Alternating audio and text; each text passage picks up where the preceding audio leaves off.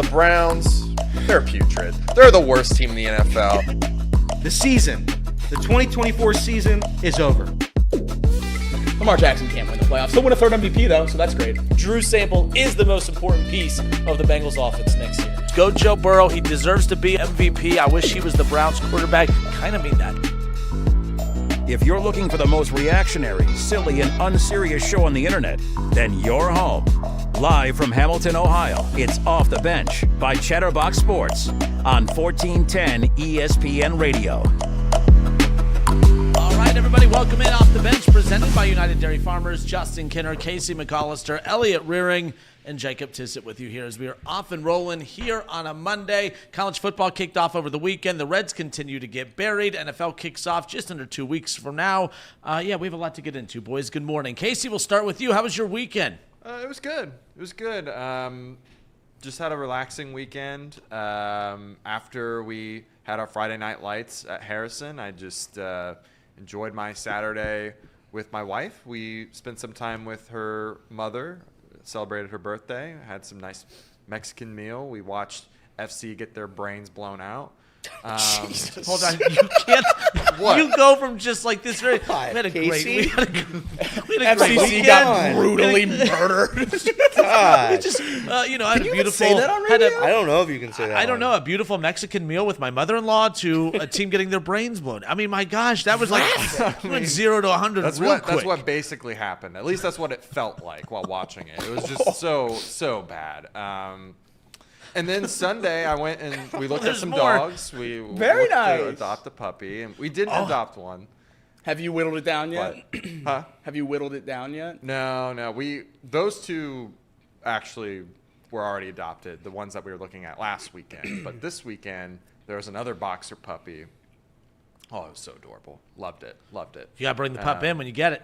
Yeah, and I decided that I was not going to watch any Reds this weekend, and thank God, because that was miserable this weekend. But, that's how my weekend went. It was just a lot of miserable sports stuff. Jamar Chase is back. That was good news, I guess. But That's right. Cincinnati as a whole had a tough weekend. It's a weekend that was expected. Am I right, Elliot Rearing? Good That's morning. right. How are you doing? I'm doing fantastic. Sir Boys in the chat. Happy birthday to Sir Boy. That's Happy right. birthday.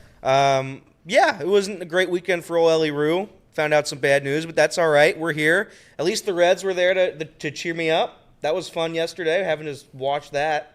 They were in it to the end, baby. They were. Competitive They always baseball. fight. They always fight. And then they die. But, A lot of death today. yeah, This is it's a tough tough. start to the week. Jacob, I hope you had a good weekend like I did. I did. I had a great weekend. Saturday, I just parked it on the couch and watched college football all day. It doesn't get much better than that. I've been waiting a long time for a day like Saturday. And if you're jacked up about week 0, imagine what this week, which might produce only 3 more quality games than this past That's true. Saturday. I mean, buckle up. But Montana State, New Mexico was a thriller. 17-point comeback in the fourth quarter. I mean, just unbelievable football all day Saturday. I know Elliot was blowing up my phone. Do you believe this? Well, Elliot. I can't believe what I Elliot just was saw. dialed into that game. Yeah, But- I was dialed into it, but it's all right. That's all right. All right, let's get to it. The Cincinnati Reds. Let's play a little game called Guess How Many Games They're Back. How many games are they back in the wild card now? I'm gonna guess 7.5. Oh, wow, that's a good guess, dude. It's Is that right? Did you have the standings up? I did not. cheat? I had the central standings. Didn't have the wild card. Oh yeah, 7.5. I'll also go with 7.5. That's a great guess. Casey, what about you? I also guessed 7.5. Let's go with 7.5. They are 7.5 back in the wild card. Wow. And let's be clear, they just dropped what, 3 or 4 over the week this past weekend? They didn't split, right? They dropped 3 or 4. That's correct. They are a joke. Like they dropped 3. So this is how bad you have to be to drop 3 or 4. How bad the Pirates are. This is still kind of bad. You drop 3 or 4 against the Pirates, and you still have a game and a half, or you still have a half-game lead on them in the wild card standing. So they still control their destiny with the Pirates, I guess. But Yeah, no, 3-7 in the last 10. Exactly what you want to see out of a team trying to scratch and claw into the playoffs. But at least Nick Kroll gave him a chance. It's all about the He chance. didn't blow up the roster, dude. That's all that matters. But it's all about the illusion of hope, and that's what they've given us for most of the year. I mean, I don't know. I think there could be a couple players out there that can still get DFA'd, and the Reds could be there to pick them up. So That's right. I mean, maybe Jason Hayward's a Red real soon. I don't know. The J. Hay kid. Oh yeah, the J. Hay. I'd love him. I think we should pay him $20 million as well. That's right. Probably have a higher OBP than Candy. He might. What is he? 280 before he if we're lucky. gone for the year. So yeah, this is tough. This is. I mean, truly, it's as disappointing of a season as you can muster up. There was so much hope and optimism coming into this year, and all of it has been squandered. All of it, every little bit of it. And I was texting with our good friend Evan Maurer. I always get confused how to say his last Get name. stuck in the back of your throat a little bit. Yeah, there's a couple extra R's in there, and I don't know where to put them. And it was like he was basically texting that there was a plan, and now Reds fans want to get rid of the plan. I don't think any Reds fan wants to get rid of the plan necessarily. It's just that the plan that we had, which was to have this core group of guys come together and play together this season and work through, all the struggles of being a young baseball team, didn't happen. So now it's like, what's the plan going forward? Because the plan hasn't even set in yet. And how many seasons are we going to wait before this plan doesn't set in? Because if next year happens and Matt McClain's still injured, if Andrew Abbott still gets hurt towards the end of each season, if Hunter Greene has an injury, if Nick Lodolo gets injured 2 times during a season and he's not the same pitcher he was, and you go down the line, TJ Friedel, CES, Noelvi Marte is nowhere to be found, then what's the plan? Because I don't know. I'm lost on what the plan is at this point. I think that's the confusion. It's not necessarily giving up on the plan from last year, but it's not knowing as much of whether that plan is the way forward. You don't know whether these guys are healthy. You don't know whether these guys can play 162 games or even 100 of them. And I think that's where the confusion goes. It's not if these guys were healthy, the fan base would still believe in the direction of this franchise. It's the fact that we haven't seen so many of them for a extended period of time, and a lot of the ones we have seen have struggled for a lot of the time that they've been out there as well. So it's tough to believe in a plan that you haven't seen in months, and I think that's kind of where Reds fans are at. Yeah, I don't know. I go back and forth on it. I'm hoping next year is going to be a little bit different. I hope Nick Krall has a plan to give them a chance at the beginning of the season in case things like injuries and steroids happen. So yeah, this season's a wash. I don't watch these games anymore. Yesterday I was forced to watch it against my will, and that's fine. I'll do that. I cheer for the Reds. I love the Reds. I'll always cheer for them. But you're fooling yourself if you think this team could actually compete in the postseason. Nonetheless, get to the postseason. No, fair enough. And the thing is, and by the way, Cincinnati it's the city of plans. That's right. That's the new, it's the city of plans. The Bengals have plans. The Reds have plans. Sometimes the plans don't always go according to plan. But no, you brought up an interesting point about injury. Like, this year has just been absolutely just frustrating from the standpoint of we keep chalking up the Reds' inconsistencies to injuries. And we get to this point of the season, they're 7.5 back in the wild card. I don't even know what they're back from the division. The division has meant nothing. 12.5. 12.5, yeah. I mean, They got a real chance. Just a 12-game win streak away. That's right. Well, and then If a it was half. against the Brewers. 12. That's true. If they were all against the Brewers. A 12-game win streak just to get within 6 games. I mean, That's right. I mean, at the end of And the we're day. great against the Brewers and the Pirates. But so we look at all that. I haven't paid attention to the division, where they kind of stack up in the division for a while. I was putting all the hope into maybe making things interesting in the wild card and this, that, and the other. But as we sit here right now, we know that the Cincinnati Reds, whatever you want to chalk up their inconsistencies to, whatever you want to chalk up their struggles to, whether it be youth, whether it be David freaking Bell, whether it be injuries, whatever it is, the bottom line is we do know whether the injuries were the reason or not, injuries played a major role in this season. And there's still a month and some change left. We get that. But injuries, there's no way to prevent them. I mean, there is technically, but that's above our pay grade to know exactly what you do to prevent those. But injuries are a name of the game. We get that. But it just seems like the Reds every year are more decimated by injuries than anyone else. And maybe that's the victim complex of being a Reds fan. I think that speaks more to depth. You know, you have a team like the Dodgers who can lose Mookie Betts for a long period of time, and they just keep on rolling, right? The Reds lose their best player for a long period of time. That's going to play a major role in the results and the outcome of the season. It's a depth issue more than anything. But as we sit here right now, the one bright spot about this season, outside of Elly De La Cruz taking that next step forward and being a megastar, was not just having a guy in the lineup, every day that's becoming a star, but finally a guy in the rotation had that breakout year. And that guy's name was Hunter Greene. And Hunter Greene was rolling. We were talking about him in the Cy Young discussion. I mean, just absolutely dominating, especially post All-Star break. But then he goes out and gets put on, the 15-day IL, and we get an update over the weekend on Hunter Greene's status. Hunter Greene addressed the media yesterday. There was just a brief clip, of course, that was played in the pregame yesterday. Take a look. Here is Hunter Greene on an update regarding his status moving forward. All I have is inflammation in my elbow. I have edema. That's exactly what it is. My UCL looks fantastic. Elatrosh was actually surprised to see how good it looked, which is great. So to get all of that reassurance and to know that my elbow is clean is awesome. Not heard in that soundbite. Greene said the swelling is going to take about 2 weeks. Of course, just kind of giving a brief update. And the bottom line is you still hear that there's something in that elbow. He feels better. That's great. But they're 7.5 back in the wild card. They're, 12.5 back in the division. I know as our job as sports talk hosts, we got to make our viewers believe that there's still a chance. And at the end of the day, whether we say there's a chance or not, mathematically, they can go on a huge run. Other teams can fumble and blah, blah, blah, this, that, and the other. But at the end of the day, I think we all know that this team is not going to be playing in October, deep into October, flirting with the World Series. I think we can all agree on that.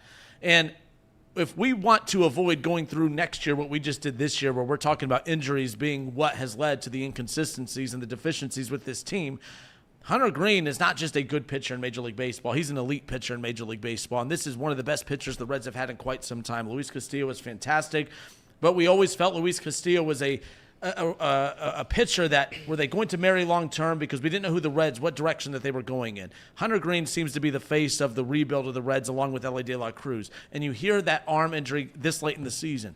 If you have any kind of major injury to that arm, that puts you coming back a calendar year away from, now. I don't want that. If Hunter Greene's completely healthy and there's opportunities for him to come back, that's awesome. That's fantastic. But for what? For what? That they avoided a major disaster of an injury, a guy who's already had Tommy John surgery. I'm fine. If I don't see Hunter Greene again until 2025, I am very content with that. I am very happy with that. Hunter Greene, who should have been the opening day starter this year, of course, that was the big debate, in spring training, of course, coming into this year. Hunter Greene, I want him to be the opening day starter for 2025, and the best way to do that is don't go out and throw him out for meaningless outings, who the Cy Young's no longer a possibility. Playoffs seem very bleak if we're just being polite about it. I just don't want another injury to Hunter Greene to happen in a meaningless month and some change, and then that already puts a cloud heading on the next year's season. Let's just get out of this season, still feel pretty good about the core with Matt McClain.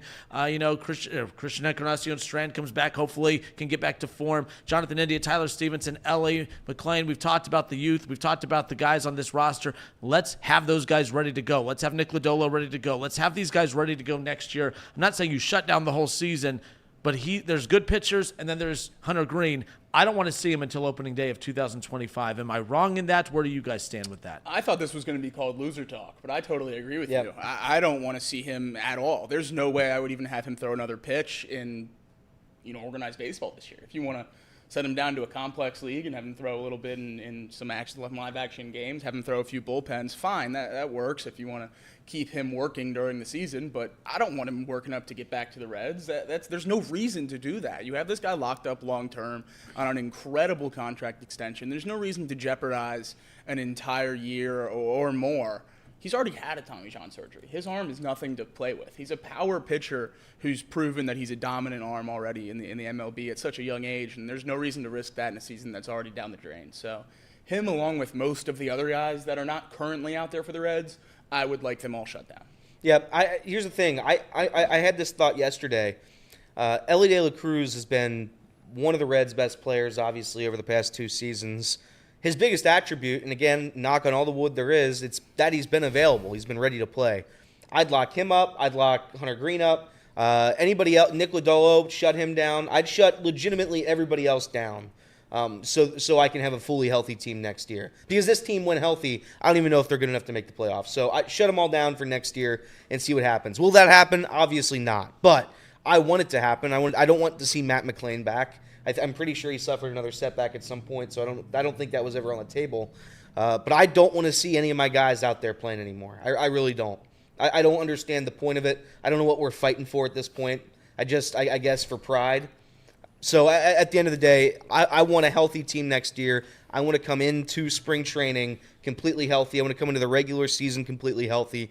And then we can start talking about this plan that we've believed in after last year. All right, Off the Bench, presented by United Dairy Farmers, Chatterbox Sports on YouTube, 1410 ESPN Radio in Dayton.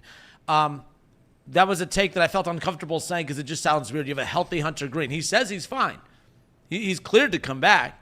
So it's weird looking at a player that's healthy that doctors have cleared and say, no, we're shutting you down. Like that just seems weird. But at the same time, for those Reds fans who are arguing against or saying that no, that he should start, that he should continue to play, I'm not saying you're necessarily wrong, but think about how bad this season has been because of injuries. Why risk an injury that could totally decimate the optimism heading into next year by sending him out there for meaningless games at this point? But we'll pick up with this. I am kind of curious. I haven't gone through the chat yet to see people's thoughts.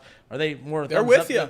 Oh wow, they're with you. Good start to the week. Crazy. Good start to the There week. we go. All right, more Off the Bench when we come back. We'll get into some Cincinnati Bengals talk. We'll see if I keep people there. But no, we have an update on Jamar Chase. Big news coming out of the weekend there. Of course, we'll talk some college football. A lot still more to dive into. More Off the Bench next.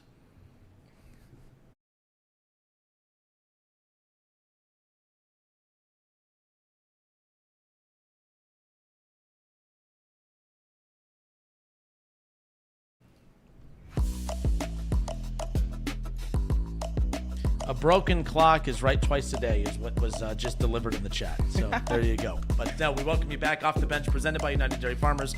Reds dropped 3 of 4 to one of the worst playing teams in baseball. The Pirates were horrible. In fact, the Pirates take 3 of 4 from the Reds, and they're still looking up at the Reds in the wild card standings. yeah. That's how bad the Pirates were, and that's who the Reds just went to and dropped 3 of 4.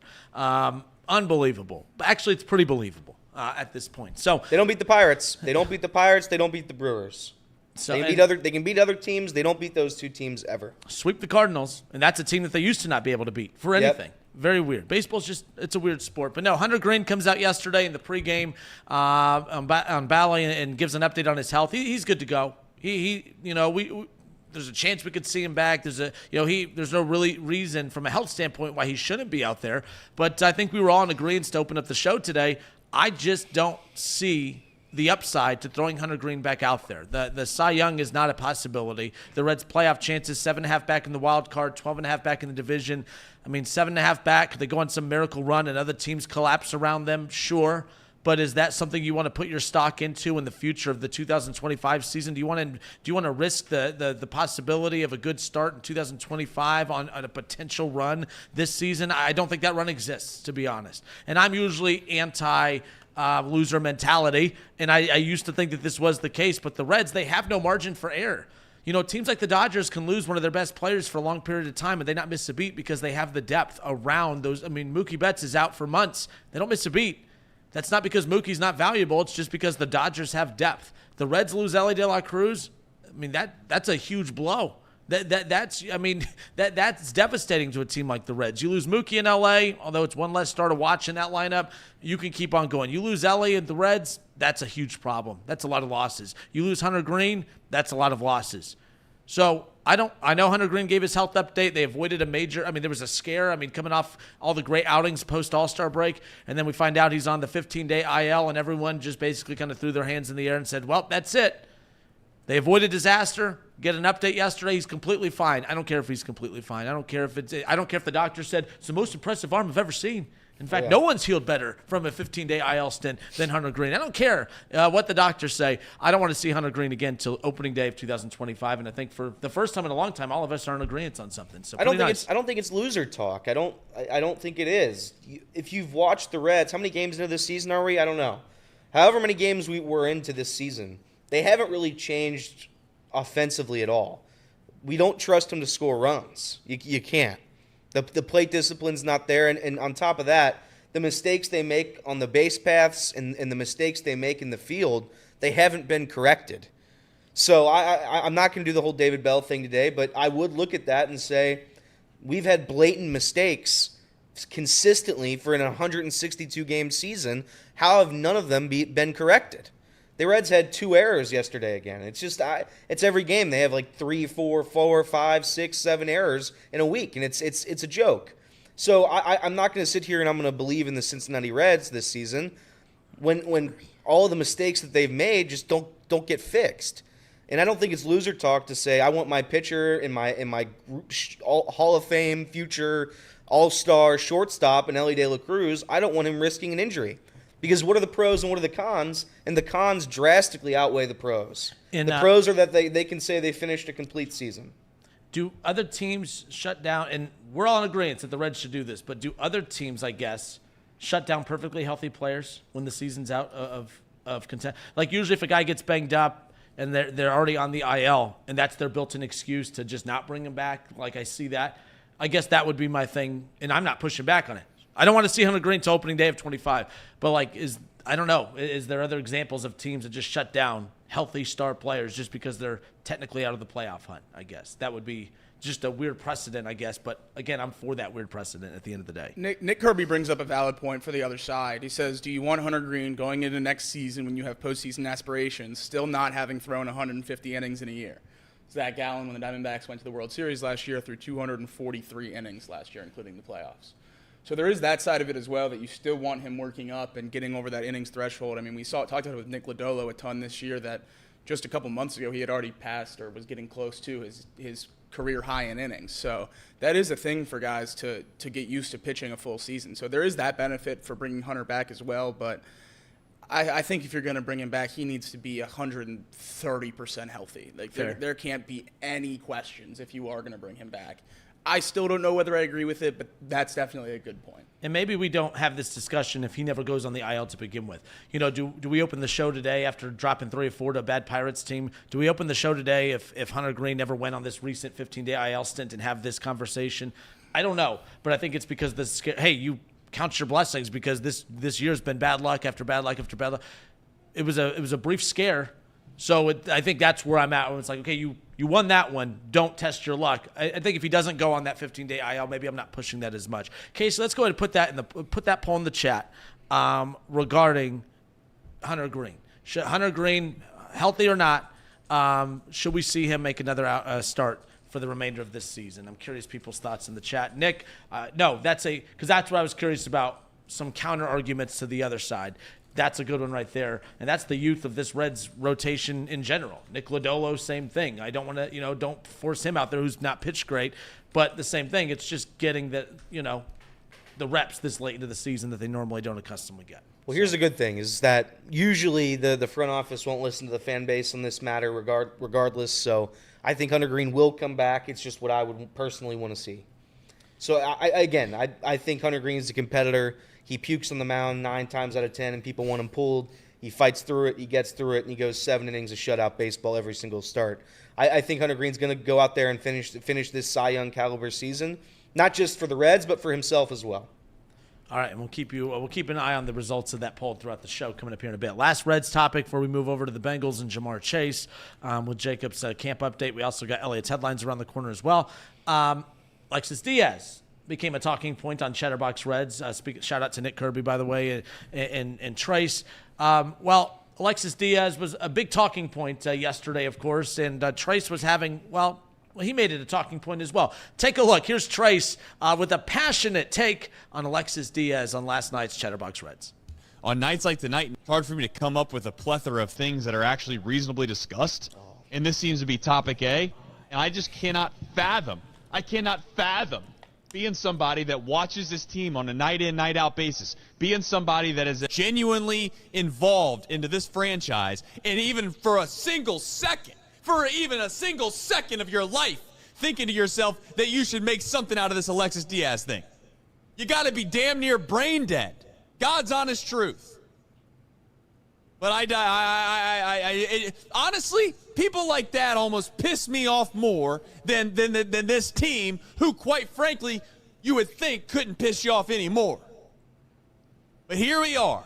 It makes my brain hurt thinking that we are going to sit here and try to criticize Alexis Diaz after he's done nothing but, quite frankly, be almost perfect for 2 months. Anyways, I guess that's the best I can do on the show. It's 9:06. If you're looking for sympathy for Alexis Diaz or you think he sucks, I'm not the guy tonight. All right. That was Trace last night, Chatterbox Reds. You could tell that's a guy doing a post-game show for a team that's 7.5 back of the wild card, 12.5 back of the division. But he's right. Look, is Alexis Diaz perfect? No, he's one of those that if you're a box score watcher, you could talk about the dominance of Alexis Diaz, but he's one of those that just makes you nervous every damn time he's out on the mound, no doubt about it. But last night, I mean, to be that loud, I mean, the thing is, you can see the frustration with Trace, no doubt about it, but that's every Reds fan right now. So every bad thing that happens is going to be magnified way more than what it would have. He gives that same play up back in April. I don't think people are as loud about it. But because everyone's pissed off, as you heard, everyone's saying. By the way, shout out to Trace. That is a very passionate soliloquy right there, monologue right there, without saying any non-FCC approved words. He's good at that. I'm not. He's a pro's pro. Did we? Oh, okay. So it got dark real quick. It threw me off. But no, Alexis Diaz, again, unfortunate. Yeah, he finally shows he's human from a result standpoint. And people, they were out with their pitchforks on social media last night. Look, he's blown 3 saves this year. Yep. He has 27 save opportunities. He has 24 saves. What more do you want out of the guy? Yeah. I mean, obviously you want him to be a little bit better than he's been this year. And I think part of that just comes from how unbelievably good he was last year. Those numbers he had last year are not sustainable for a pitcher. He hit a whip below 1 for almost the entire year. That's unbelievable. Now he's out there with a 1.37 whip, and he's still converting almost every single save opportunity you give him.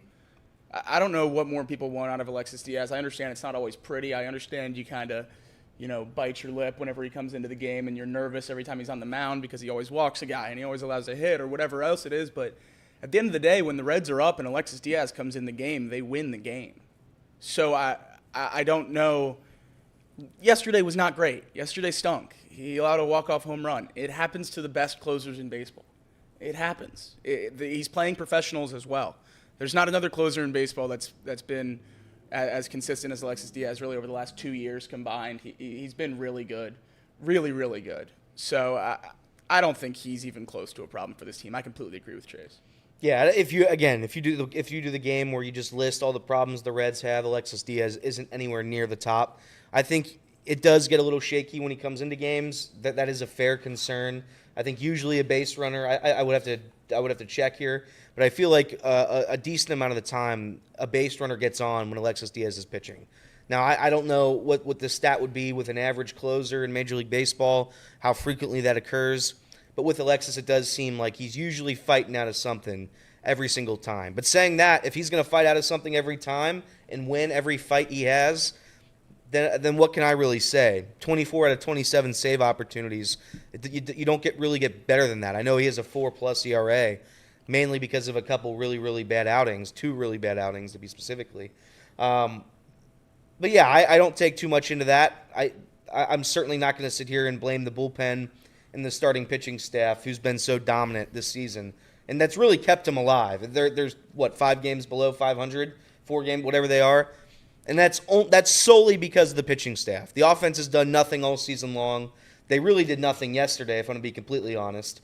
They got walked in a run, and it was a couple of really bad pitches thrown by whatever reliever that was who didn't get an out.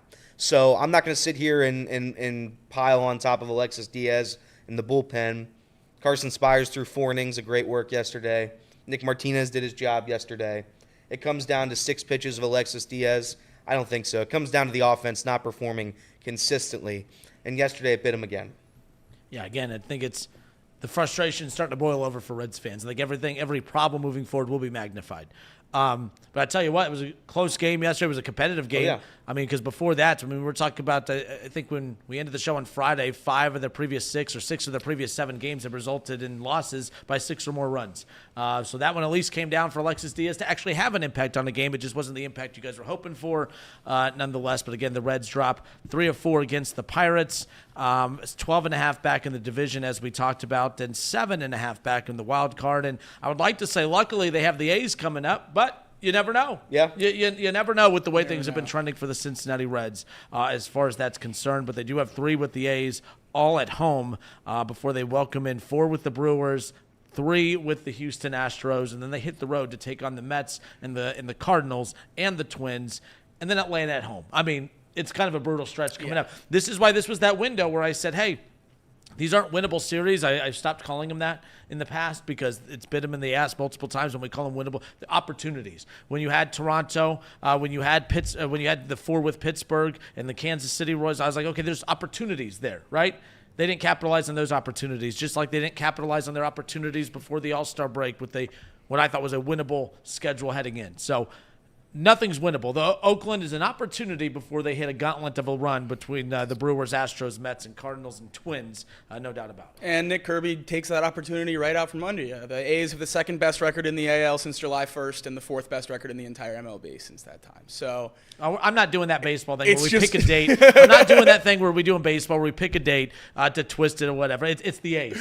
All right. If the Reds lose to the A's, we're going to say, well, it's the A's, tough team. No, it's a bad line. You lose to the A's, it's bad. I don't care, but I get what he's saying. But no, I get it. But, I don't know. I don't really. At the end of the day, I don't trust him to win any series. I think we are the A's at this correct. point. Yeah, fair. We're the same level of team. That's my thing. We're better than the White Sox and the Marlins and the Rockies. That's who we're better than. That's like me. And outside of that, that's it. That's like me bragging that I'm taller than a 5th grader. That's right. That's not doing a whole lot. Are you taller than a 5th grader? Some. I got outgrown fast. I think there's my 5th grade cousin, way taller than me. Young family members passing you has to be tough. Brutal. Yeah. Not a worse feeling. I was this height in 5th grade. Coaches had a lot of hope for me. By 6th grade, they stopped even talking to me. I mean, it was like ridiculous. Like, what happened? Like 7th grade was just like, okay, well, now I have to work to make the roster as far as that goes. All right, let's talk about what's going on in the world of sports outside of baseball. We'll get to Elliot's headlines coming up around the corner. Jamar Chase arrived at practice over the weekend. That definitely had a lot of people talking. What does that mean about the ongoing negotiations between the Cincinnati Bengals and the 24-year-old star wide receiver who is hoping to land a long-term extension? We'll talk about all that coming up. More Off the Bench, presented by United Dairy Farmers next.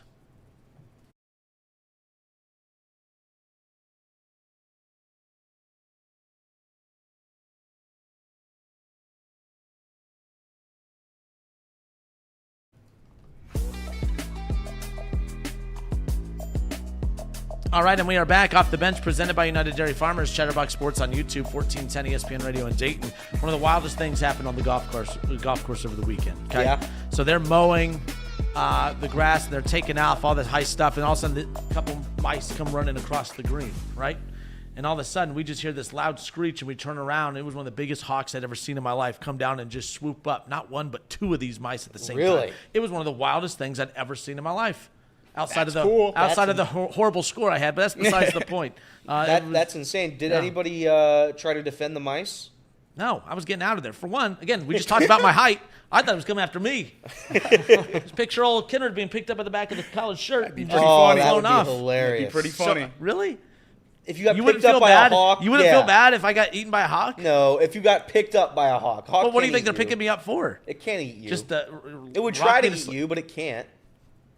Big boy. It would be very, very funny. You'd get tuckered out by the time it got off the golf course. It'd drop you back down. You'd be all right. I'm small, but I'm heavy. So there's that. Hawk Tua.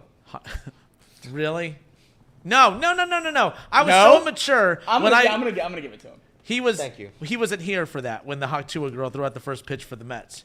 And I had it funny. I thought it was pretty funny. I said, "What kind of pitch do you think she threw for her first pitch at the Mets game? What do you think she threw?" I'd guess a spitball. A spitball. See, yeah, good stuff. It was good stuff. Yeah, that's a good joke. High five again. Go back to the high five. He agreed at least. You can go back to that's a good joke. There we go. All right, let's get to Elliot's headlines. Oh boy. Elliot loves 3 things: Joey Votto, David Bell, and leading off the bench with top headlines. What could these contain? Not much. The Reds, they lose the series. We just talked about it, but again, I write it down, so I have to say it.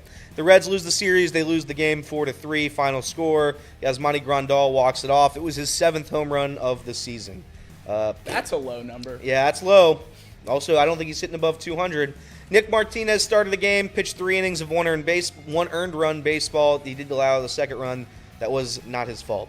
Carson Spiers bounced back 4 innings, shutout baseball. Elly De La Cruz, he went 2 for 5. Had his 3rd multi-hit game of his last 5 games. So how about that? Santiago Espinal has hit safely now in 8 straight games, if there's any positives about this offense. That's another thing. Santiago Espinal, if he's one of the 3 top highlights of our offense this year, that's tough. That's what it's looking like. He's our second best offensive player. Oh, yeah. By a considerable margin. He's our... Is Stevenson's better than him? Maybe. Maybe Stevenson. When you compare him to catchers versus... You're right. Anyway, going on, the Reds are off today. They'll take on Oakland starting tomorrow. See you there, 3-2-1 night. That'll be fun. Around the league, Astros hit back-to-back homers to push past the Orioles last night, 6-3. Mariners win 4-3 over the Giants. Bryan Woo went 7 innings, only allowing 1 earned run while striking out 7. Do you think they do the woo for Bryan Woo? You almost have to. I think you have to as well.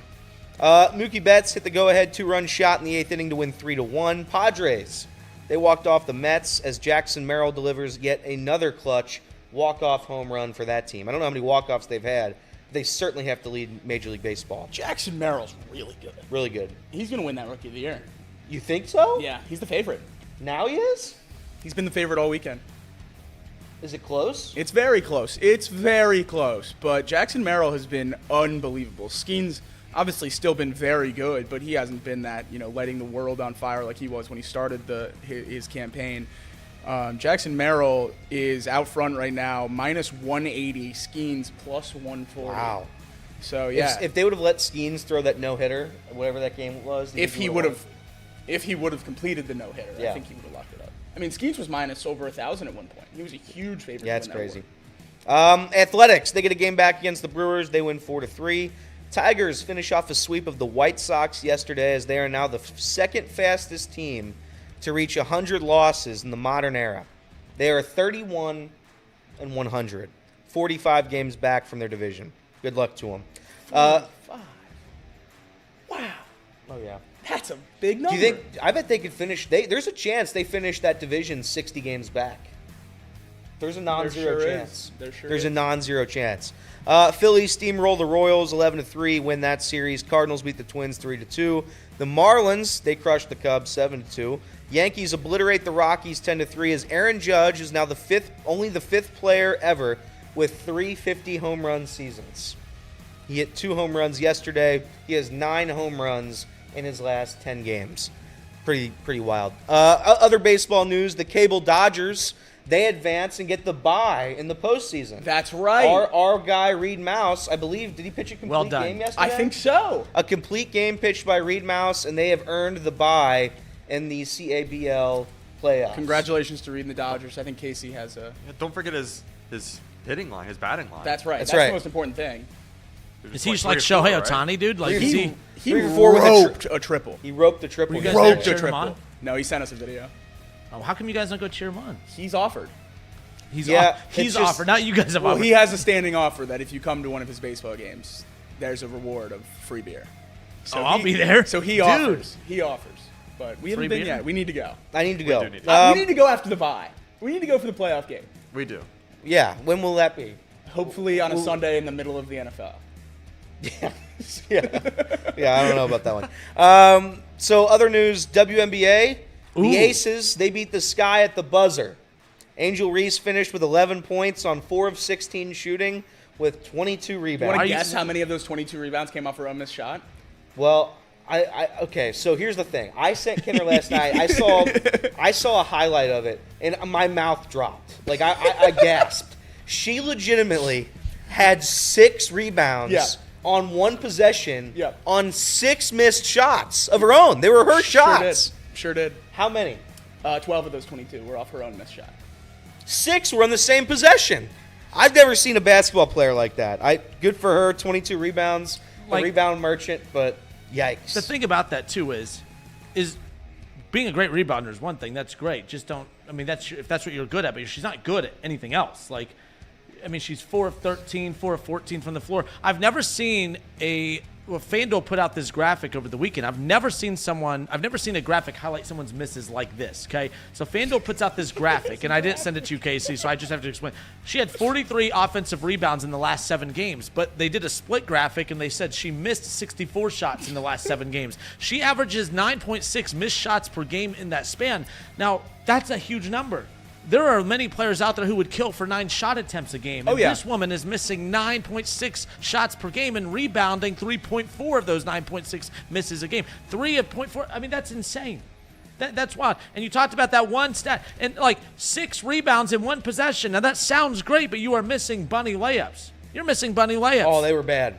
Bad. And then she did get fouled, so she went to the free throw line. So it worked. Did she make those? No, she went 1 for 2, missing the second one, got the offensive rebound, got fouled again. That's my girl. That's right. That's my girl. And that's not a joke. That's what happened. I didn't know that happened. That's insanity. Hey, by the dude. way, Elliot, Jacob sends me stuff on her too. Really? And I get a lot of people always, every time they find a graphic or they always send, I'm like, man, I'm like the ultimate like Angel Reese hater, I guess. Do not eat Reese's Pieces, by the way. Next. I listen, that's I can't fathom that. Other news. Rookie of the year. Rookie of the year. Other news. Clark's minus 10,000. Here's the thing about that too. Like, do they think like Caitlin? I'm not going to go into it. Inter Miami. They beat FC Cincinnati 2-0. So when their good players play in the game, FC doesn't blow them out. Oh, Casey. Explain yourself. Luis Suarez did play this one, and he scored both goals. He had a brace in the first 7 minutes of the game because FC Cincinnati stinks. He scored in the first minute and the 6th minute. FC stinks so bad, I saw that stat on my Twitter page, and I'm learning soccer words like brace. I didn't know what brace meant. 2 goals. Oh, I thought brace was a brace on his leg. No. A brace is 2 goals. Yeah, I certainly didn't know that. He had a brace in the first 7 minutes of the game. Yeah, that's pretty crazy. Giving up a goal in the first minute in soccer is brutal. I don't know if it gets worse than that. Seconds. How? The field's so big. They must run so fast and score right away. I'm not going to try to pronounce the kid's name, whoever they brought in just recently. It starts with a G. It's like Gionci or something like that. Household name. Yeah, sure. He literally is garbage. I don't want him on my team. He's quite literally one of the worst players I've ever seen play. I don't know if he's just rusty.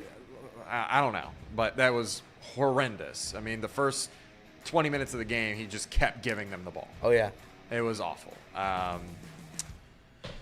The team itself, I mean, Acosta didn't play the full game. He still only played half the game, so I don't know what that's about. That's something to keep an eye on for the future. We're missing like 4 of the guys that we had on that roster to start that game when we beat them. And Pat Noonan wasn't there either. Pat Noonan also wasn't there, so it's like we're just. But it didn't matter when they didn't have their starters. FC was just as good. So when FC doesn't have their starters, you can't spit it that way. It goes both ways, pal. No, I mean I agree. I'm not trying to defend them. I already told you. It made me want to just graphically die. You told us graphically. Wait, did they only have 5 total shots in the game? Miami? Yeah. Yes. That's how bad. I'm telling you. That's how bad the first teams, the guys that started the game, they are terrible. They are absolutely terrible. They played a lot of the new guys that they brought in. They're all really bad. So I don't know what to do crazy. about that. So we're in a tough spot. They had 1 corner kick. FC Cincinnati had 8. Yeah. FC Cincinnati had 16 shots to their 5. FC Cincinnati controlled the game 60% of the time. Yeah, with those stat lines, you should be blowing them out. Yeah. You should be blowing them out, but the guys couldn't finish. All the guys that we brought in. So maybe they'll get better. They got to just get gelled with the team, but I was not impressed with what I saw start the game. Long season. They're not dead yet. It is an unbelievably long season. So long. Such a long season. It doesn't get longer. It's the longest season. When's it what is start? it, February to December? Yeah. When? Yeah. The MLS season is February to December because they play 5 other tournaments during the season they pause for. Wow. Yeah, it's the longest, It's the fastest growing going sport in the American sport. Well, no, Power Slab. Did the crew win the Leagues Cup? I don't know. I'm gonna have to look it up. I think the crew won the Leagues Cup. Let's look. I'm gonna look it up. Yeah, the Columbus Crew beat LAFC in the Leagues Cup final. Good for them. I mean, what a great team that is. They just always manage to win all the tournaments and championships. I don't know. I'm down bad as an FC fan at the moment because I don't know what's going on with Acosta, and it's making me very nervous that he's only playing half games at the moment. I don't know if he's still dealing with some lingering injury. or if it was just really bad management. I don't know. But they're in a bad spot. They're not in a bad spot. They're still second on the table, but I want them to do better. Defense has been Swiss cheddar. Yeah, I mean, we've lost too many guys. So Swiss simple cheddar. as that. It has been Swiss cheddar. Are there more holes They've in lost- Swiss cheddar than Swiss cheese? That's right. Yes. Yes. They've lost 100%. 4 MLS games in a row. Like, they just straight up lost. So.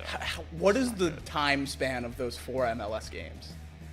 Well, the first 3 were all back-to-back-to-back. But when? About a month ago. Okay. 2 months ago. See, like, how am I supposed to take this seriously, man? You can't blame the momentum. It's like boxing. Yeah, I It's like a guess. No bad boxing momentum. schedule. Yeah. Like, 3 or 4 fights a year. That's all.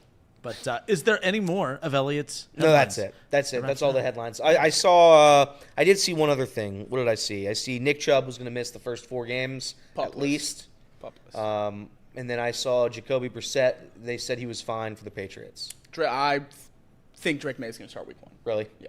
He had a great preseason, and if Jacoby's banged up at all, that gives them the out to bench Drake May in 2 weeks that they never didn't have before if Jacoby gets healthy. The thought process with playing the rookie right away is you can't pull him if he's bad, just because it would be bad optics. But if Jacoby's hurt, gets healthy in week 3, and Drake hasn't looked good, you can make that switch and it not look too bad. So I think it's going to be Drake May here in week 1 against the Bengals. Man, Jacoby Brissett needs to learn to not sign the first offer that's thrown his way in the offseason. Oh, yeah. Like, he needs to ask more questions. This is a dude that when he started for Cleveland a few years ago, he was really good. Like, not MVP, I'm not saying that, but he could be a very good starter in the league. I think he could do what Geno does over in Seattle, but he quickly rushed over to Washington, didn't ask enough questions, and Heineke was the starting quarterback. And then he gets to the Patriots thinking that that's going to be a spot to start, knowing that they're going to draft a rookie. Like, ask better questions, dude. Yeah. Like, you need to find that fringe team, kind of like the Saints, that they're looking to try to win now and can use you now versus trying to throw a rookie out there. But, like, yeah, there's back-to-back teams where he's tried to be the starter and couldn't. But you're right. If he doesn't get the job a couple weeks, or if May doesn't look good, which he probably won't because they don't really have a whole hell of a lot of weapons for him, he'll probably be the guy at some point. But nonetheless. All right. We'll step away for a few moments. We'll dive into some Cincinnati Bengals talk. Drew Garrison. All right, let's get to Kinner alienating his core audience with some Jamar Chase discussion. All right, let's get to Drew promoting his live stream in a competitor's chat. Okay, we can do this, Drew. That's fine. Tit for tit. All right. More Off the Bench presented by United Dairy Farmers, talking Cincinnati Bengals. Jamar Chase, for the first time, reports to practice over the weekend. Are we close to getting a deal done? We'll talk all things Bengals coming up. More Off the Bench next.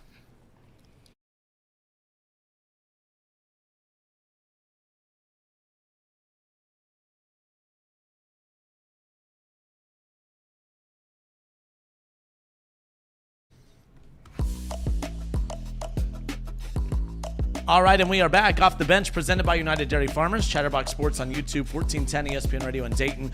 We opened up the show. The Cincinnati Reds, I should say, 7.5 back of the wild card now after dropping 3 of 4 against the Pirates over the weekend. 12.5 back in the division. Playoffs bleak if we're being nice at this point. And we threw out Hunter Greene, who gave a health update during the pregame yesterday, and basically said he's completely healthy. He's ready to come back. And I said, hey, I don't really want to see Hunter Greene again and on the mound until opening day of 2025. That's the next time I want to see Hunter Greene. We discussed that, of course, injuries have been kind of the brunt of the inconsistencies, the deficiencies for the Reds this year. Why risk him getting injured and potentially, if he does get severely injured, impacting already 2025 after already having 2024 impacted by so many bad injuries? I don't want to risk that. So we opened up the show discussing that, of course. We put out the poll question on the YouTube side, of course. Should Hunter Greene make another start this year? Guys, kind of surprising that 67% so far say no, he should not make another start. I actually think that's a low number. I thought more people would say no. 33% saying that they would like to see him make another start this season. I don't think either side's wrong, by the way. I'm passionate that I don't want to see him till opening day because I don't want to risk him getting hurt. But yeah, 33% of the vote says that we should see him at least one more time this season. Yeah, and I think that's fair. I think there's a reason to, if you have 3 pieces of your team, 2 pieces of your team that are exciting, and you have 50 games left or so, you want to see those exciting pieces out there. So I don't blame people for wanting to see him play. No, to make something very clear, if you're a Reds fan and you still are watching this team every single day, you want a reason to watch them. You don't want to just sit there and quit every night. Right. So yeah, I don't blame anybody who wants Hunter Greene to keep playing. I don't blame anybody who wants to keep Hunter Greene and Elly De La Cruz in a locked box, just with soft cushions around them, where they can't get hurt and they're safe forever. I don't, it doesn't bother me one way or the other. I think the reality of it is he will come back, he will pitch, and he will finish out this season. Just because I think that's just what he is. I think he's a competitor, and I think he wants to I think he wants to be here for the team. And like you said at the beginning, despite it all, mathematically, they're still not dead. Technically, they only still have what 67 losses. You win out, you're in the playoffs. So if you win out, maybe they have a chance. Yeah, at this point in the season, whatever you root for as a Reds fan, root for it. Yeah. It's been painful for everyone, so whatever you're going to choose to root for to get you through, knock yourself out. Everyone, to each their own. Yep. Again, still time. Go and vote on the poll in the chat. We appreciate that. AJ Worst says, next topic, he uses our Lord's name in vain. Why are we still talking about this? Show host stinks.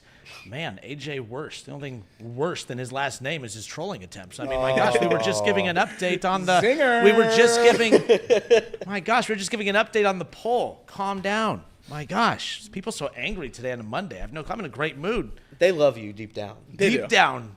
I mean, yeah. In places you'll never hear or see. They love The coach that bullies you in youth sports, and he's I only coach you so hard because I love you. Yeah, that's it. It's like, all right, that's why you made me run 50 laps. Exactly why. Yeah. All right, Bengals over the weekend.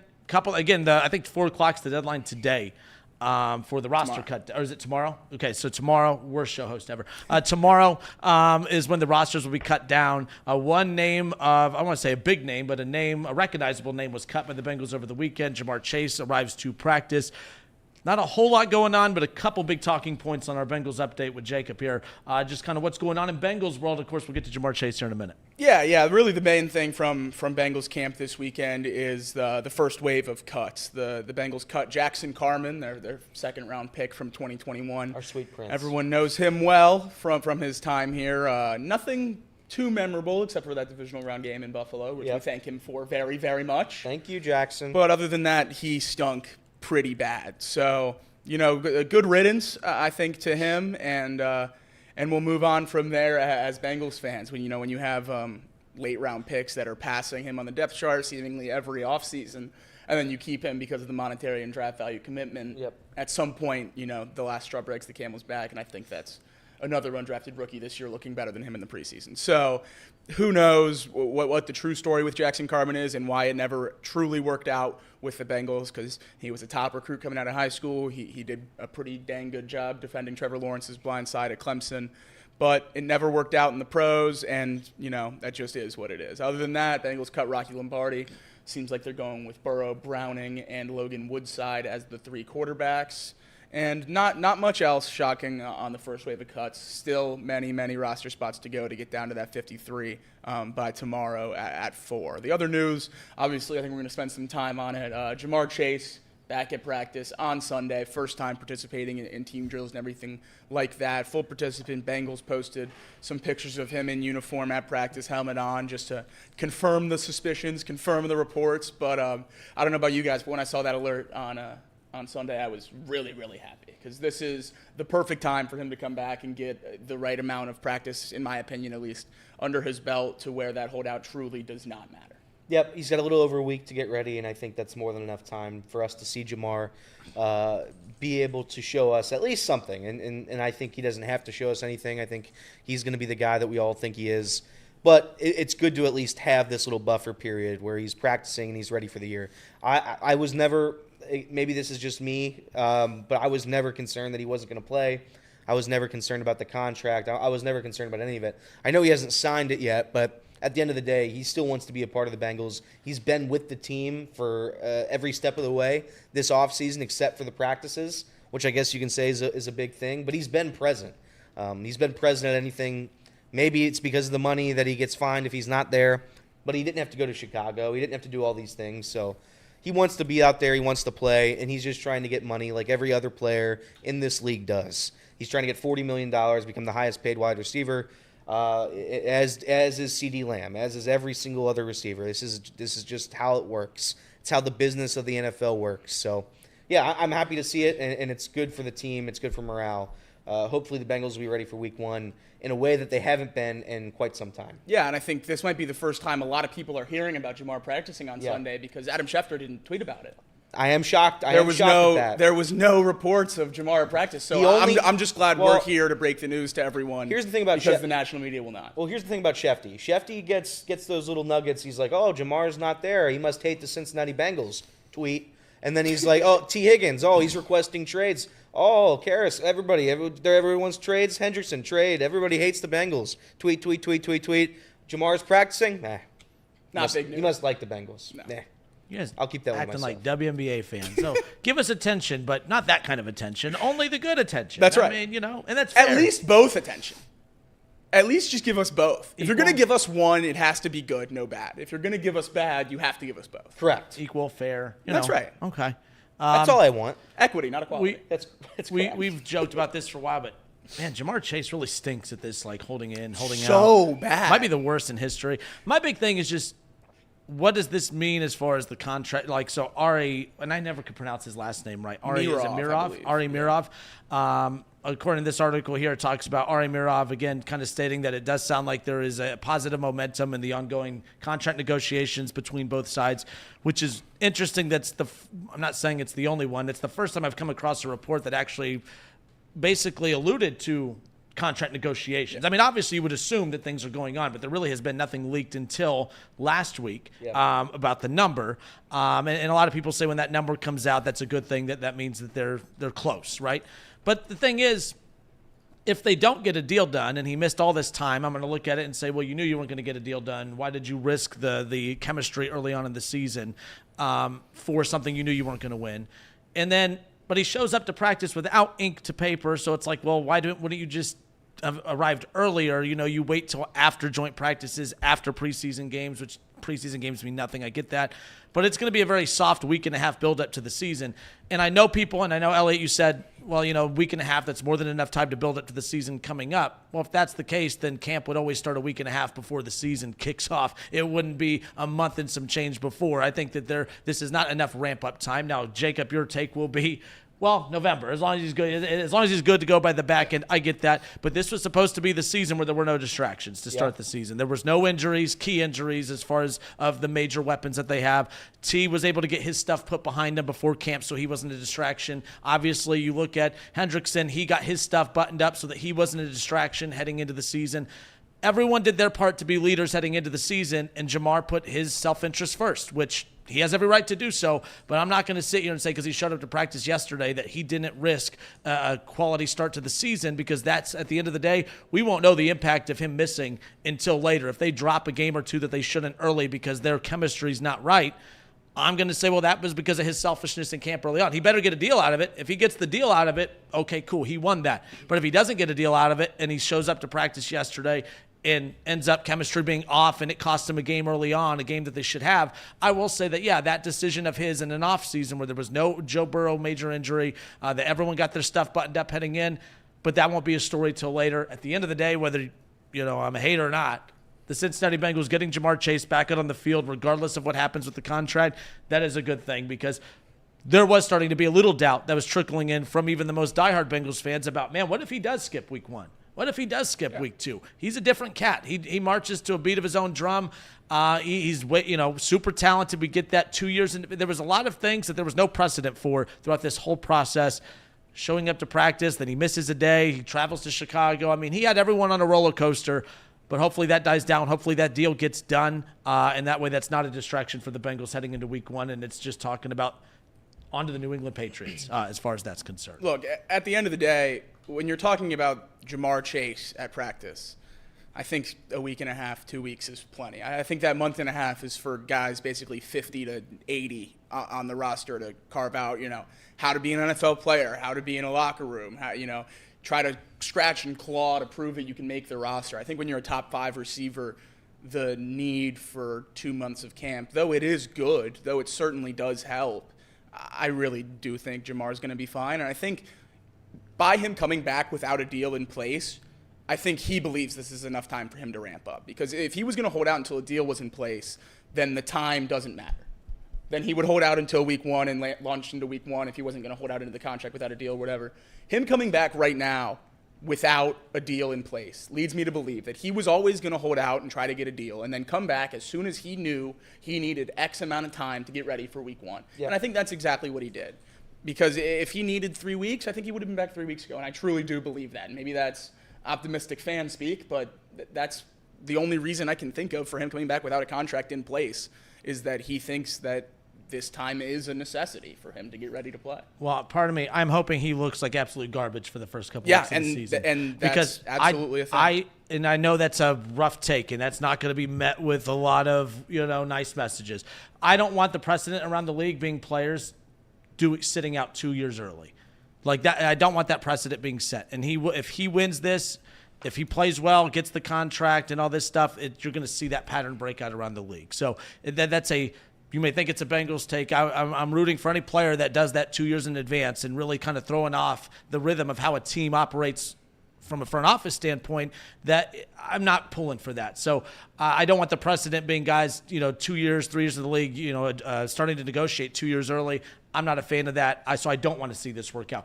But even a slow start does not mean he won't be good at the end, and he'll probably be good right off the bat in week 1. The guy's a freak athlete. Talk about how jacked he was the other day. Yeah, the guy will probably be fine, but at the same time, why risk it? You're hoping he's fine. You guys are hoping, but if not, why risk it? It's finally an off season where there was no Burrow injury, where he finally got through the full preseason. There's no distractions except the one he created. Why risk it? That's the question I have in a year where everything was about we're going all in. Be damned. If we don't get draft picks and back for a trade, fine, who cares? We're going all in. No distractions. He created one. That would be the problem I have. But you're not going to get that from hometown fans. I get that. But from outside looking in, that would be the distraction talking point as far as that goes. I just think. Go ahead. No, I was just going to say, I think the precedent's already been set. I think that's just what happens in the NFL when you're a top talent. So I don't think he's doing anything that's out of the realm of what's already happened. His entire rookie draft class has been paid already. Correct. So it's one of those things where he has the connection with Joe Burrow in a way that T. Higgins never had. And I know T. Higgins is very, very good. He's going to help the Bengals this season, no doubt about it. He's been a phenomenal Bengal during his tenure here in Cincinnati. But at the end of the day, the most important thing Jamar has with Joe Burrow is that connection. Physical ability, I think he's still been working. He's still been doing everything that one would do outside of taking direct practice reps with the team. And I guess, again, that's a big thing. I'm not going to try to downplay that, but he will be ready to go. He has been working out. He's been with the team. He has been missing meetings. So it's as much as it has been, I guess, a headline, I don't think it's really been a distraction to them. I don't think the team has been distracted by it. Honestly, if you have the take that Hunter Greene shouldn't play the rest of the year, there's a similar take where I don't know if I want to see Jamar Chase risk being injured during the preseason. And maybe that's an argument one can take to take the opposite side of our take from earlier on in the show. I think the Bengals are going to be fine, and I think Jamar Chase is going to be fine. Well, that's where I was going to go, and I know we have to go to break, so I'll keep it brief, but even on the other side of contract holdouts, I think if Jamar Chase goes in week 1 and lights it on fire right away, like the Jamar Chase we've known for the last 3 years, I think we're going to see coaches just straight up holding out star players for the preseason. Not even contract hold-ins or anything like that. Just, okay, Jamar Chase, if he's even locked up next year and he starts week 1 with nothing slowing him down and he's off the blocks like we all hope he's going to be, why would he go through practice next year? Why wouldn't you just start practicing 10 days before week 1 next year and keep him from being hurt? So, now, let the distinction being training camp.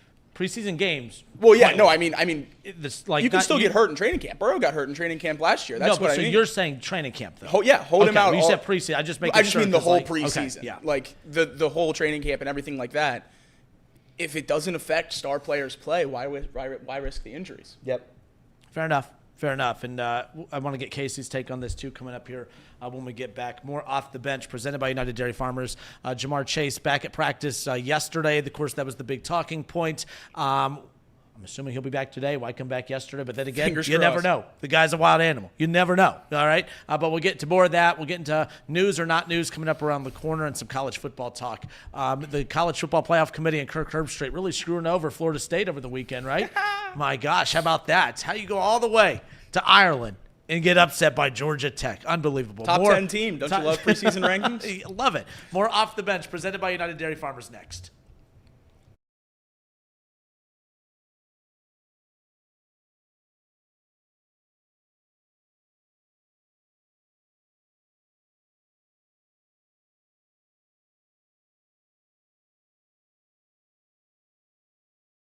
Whatever you're comfortable with. Yeah. Why don't we just do ads? Your show. Yeah. Well. Yeah. No. You're fine. I forgot what segment we were on. My bad. No, you're good. You're good. Ad time. Time to pay the bills around here, folks. Pawnee Water. Great sponsor here at Chatterbox Sports. Bottled water. One of the best tasting waters in the world. Smoothest water that Elliot's ever had. Made right here in Hamilton, Ohio. Uses natural limestone filtration, unlike artificial processing that other brands use, the result being a healthy alkaline water, and some say the best tasting water in the world. Visit Pawnee Water at PAHHNI water.com so you can buy this great tasting water. Quite honestly, we need more because it helps me wake up in the mornings, and we haven't had it for last week or so, and could really go for some right now. Encore, the Bengals report that we just did, brought to you by Encore Technologies. They deliver cutting-edge IT solutions for a data-driven world, from mobile computing and desktop support to advanced data center solutions. They help businesses enhance efficiency and Productivity. That's right, Jimbos. Visit encore.tech. Your path to innovation begins here, there, everywhere, but right here mainly. Game Time, one of the best ticketing apps out there right now. It's certainly the most professional, smoothest looking app out there in terms of ticketing apps. Very concise. You can use the filters and everything to kind of get what you want in terms of tickets. They have hot prices, or the hot ticket Game Time picks is what they're called.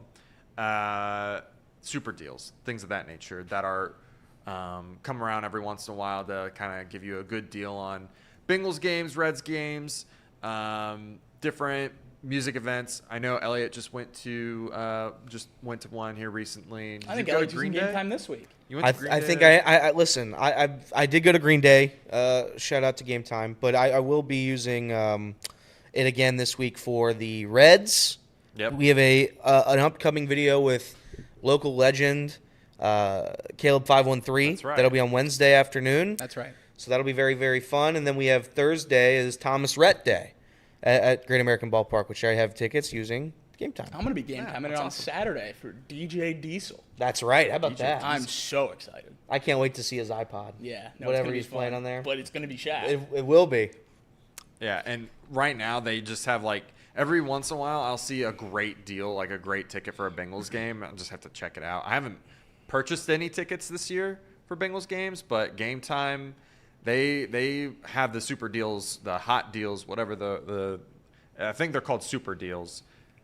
They have those right now for Bengals tickets. Check those games out. They're phenomenal prices at the moment. And plus, pricing's all up front. You can see exactly where you're sitting at. It's got great features, guys. Check them out. Take the guesswork out of buying tickets with Game Time. Download the Game Time app, create an account, and use code OTB for $20 off your first purchase. Terms apply. Again, create an account, redeem code OTB for $20 off your first purchase. Download Game Time today. What time is it? Game time. Whew. We should do that like 3 times. What time is it? Game time. What time is it? Game time. Game time. What time is it? Game time. Game time. That's right, guys. Game Time. Download the app. Download the app. Use code OTB. Get $20 off your first purchase. Terms apply. Other housekeeping items. Please hit the like button. Share the show with a friend. We'd really appreciate it. It helps us grow and bring in more viewers like you. Thank you. And we'll do box lunch after the show. Do we have any other housekeeping items? I Yes. guess you kind of, yeah. One more. Tomorrow, we will be live Chatterbox Bengals for the cuts, for final cuts at 4 p.m. We're going to be live on Chatterbox Sports talking about all that and the finals Bengals roster. So it should be exciting. Come join us there. You'll be live before 4 to Yeah, I think bring in? we're still figuring out the final time, but we will at least be live at 4. Okay. All right. Yeah, so definitely check them out, guys. It'll be you and Craig. Yes. It'll be Jacob and Craig at it. And we already teased our video for later on this week with That's right. Caleb 513. Got a lot of stuff in the works, so please stay tuned. We really appreciate your guys' support. Really means a lot to us. So I think that's all for me. Let's go back to the radio, Kenner.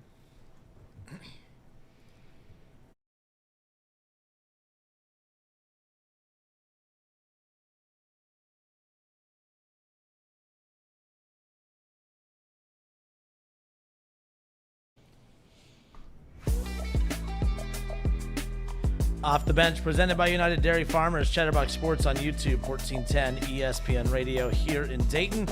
Justin Kinner, Casey McAllister, Elliot Rearing, Jacob Tissett with you here on a Monday. I hope everybody had a great weekend, of course. We touched on some Reds. We've talked to the Cincinnati Bengals. Casey, I know we didn't, on our Around the Room, Around the Horn, we never got to send it over to you, but Jamar Chase, you never had a doubt. Don't ever compare yourself to Tony Rinaldi. What? You sit around the horn. Don't compare yourself to Tony Rinaldi. Oh, I never have. I am not Tony Rinaldi. We give you the power to give us points. The show would go downhill in a second. Ooh, I kind of like that. We should make that a thing. I kind of like that. We'll give you a buzzer thing, one of those like you know how like I don't know if you've seen TikTok, but like dogs have. Oh, I these love little, TikTok, dude. You Oh, know me. You're a big TikTok guy. TikTok this, TikTok that. Yeah. Yeah. Well, anyway, dogs have these little things that they can step on. They say different words. We should give you those things, and like when we make a good or bad point, you hit it, and then it just tells us if we're doing good or bad. Okay. I like that. Is that called like positive reinforcement? I think so, or negative. Negative I would assume reinforcement. most of the time. Does the buzzer scare you, or Is it does like it? Pavlov's dogs? Yeah. It's like when it's like Jim that gets Jim in the Dwight to office. eat. Well played. Altoid. There's something there. New concept. I kind of like it. I don't know if I like that concept. Kinner's fellas. What's that? Kinner's fellas. No. No. All right, Jamar Chase, you never had a doubt. Never a doubt in Casey's mind that he was going to come back. Little surprising that it was just a random Sunday at the end of in the middle of August, or what? I'm a little. I predicted it. I said he would come back around the time that Jesse Bates returned, and he did. I just thought it would be with contract in hand, to be honest with you, and that wasn't the case. I sent out a tweet, and some people responded back to it saying, this was always the plan, and I guess I'm just a little doubtful of that being what the plan really was, but now that it's already here and that this is what actually happened, like, this is great, honestly. Jamar Chase is healthy going into the season. He's going to have plenty of time to get one-on-one with Joe Burrow and get that reps that he needs to be ready for the season. So I'm happy that this is how it ended up playing out. I think I would have been ecstatic if he got the contract just because of the benefits that leads for the Bengals down the road. But this is the next best option, is just him returning, being healthy, being ready to go. I mean, I think about why he decided to do this, and it makes a lot of sense. He just watched Joe Burrow get hurt and then have to do those contract negotiations, and he's not Joe Burrow. He's Jamar Chase. So I think that those probably played into his decision to sit out all this time. I don't know if it had the desired effect, though, long-term for his contract going forward. Like, I don't think this changes how they negotiate next year, right? Like, that part to me, it seems a little like, what was the point of it? I mean, I guess Mike Brown didn't blink. I don't know. Like, that part to me is a little confusing, but the fact that this was the end result, I'm happy with. So I can't. Casey, are we saying that he's back because they're close to getting a deal done, or he's back because the deal won't get done until next offseason? What is that? What does his return to practice technically signify then? A deal will not get done until next season. That's See, what I'm thinking. on a different side. You think it's? I gonna think this get done means here they're way closer. Okay. Well, I mean, that's fine too. I mean, we'll wait and see. Like, it could be that he's practicing, and then we find out right before the Ravens Chiefs game again that he gets his contract, which would be funny. And it makes more sense now if he's practicing, if that's the case. But part of me thinks he's practicing because a deal is done. That's maybe fair that is too. still just optimism, but I don't know. Part of me thinks he's practicing because the deal's done, and they're they'll going just announce to announce it during the just Chiefs like they did with Super Burrow. Bowl ring ceremony. Exactly. Oh, okay. I don't have any like evidence or anything to suggest Neither do I. that. Yeah, Neither neither do of I. us What? do to You guys back don't this have- up. But, No, we're not insiders. But those are the only two options that are like available to us that make sense. Either they don't have a close to a deal done and he's just getting ready, he didn't want to get hurt, or they did get a deal done, now he's starting to practice, and we'll find out later. So we just got to wait and see. I mean, if we find out anything, I guarantee you it's going to be right before or right as they kick off, just to do another spiteful Let's contract. also signing, remember right? that the top 100 clip, Jamar Chase wouldn't say Patrick Mahomes' name. If there's anyone that's going to be like, hey, let's not announce this till their ring ceremony, I think Jamar is at King the top Petty? of that list. He's King pretty Petty? petty, yeah. Remember, this is also part of the plan. It's all part of That's Zach right. Taylor's That's right. evil plan. Maybe the contract was done in May See, that's what I just I 22. don't know about. of 22. I mean, like, it's all part of the plan as far as that goes. So, so we think a deal is about to get done, and that's you said, or I maybe think so. I think a deal is either done or close to done, and will certainly be done by start of week 1. Again, nothing to back that up. That's just what makes the most sense to me for him to return to practice right now, is to be very, very close on negotiations. That's the positive way of thinking of it. I think the negative side is probably where I'm standing, but negative neutral. negative neutral. Either way, if he's on the field Yeah. week 1 against the Patriots, That's all I care I about. do not care what Yeah, that contract I don't think looks anyone like. cares Yeah. as long as he's there. So he's the only one that contracts don't matter for. Everyone else, contracts matter. Jamar, it's okay. Throw your tantrum 2 years early. It's fine. If he would have held out, I would have been more mad than holding in. Fair enough. But then that's splitting hairs. Yeah.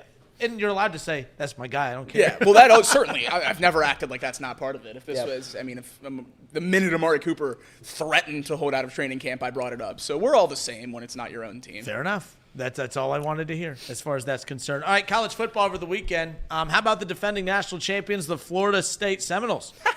I mean, they were victimized last year. They were kept out of the playoff. The best team ever. Robbed of an opportunity to win a national championship.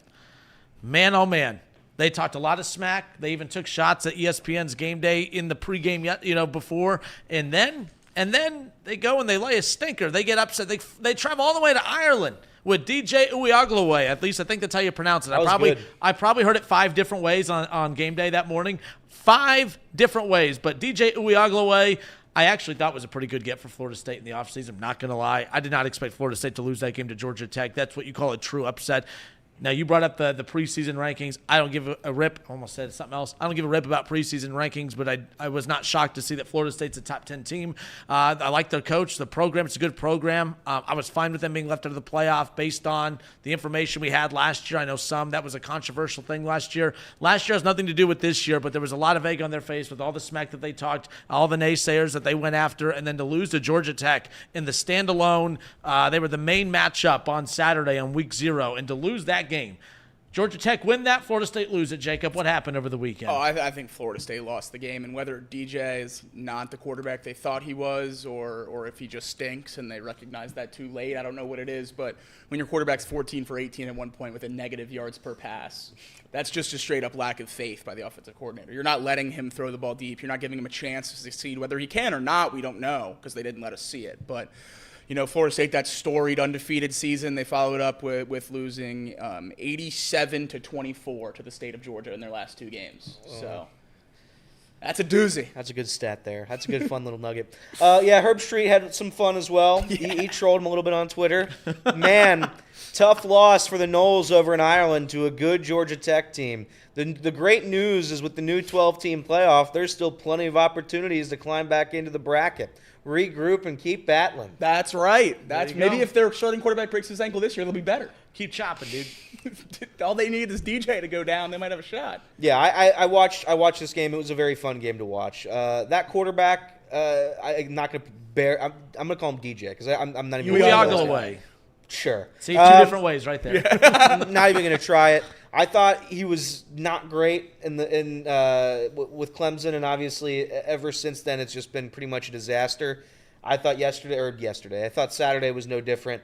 Tough scenes, and I guess Florida State might not be a top 10 team like their preseason ranking determined or evaluated them to be. Georgia Tech, top 10 win.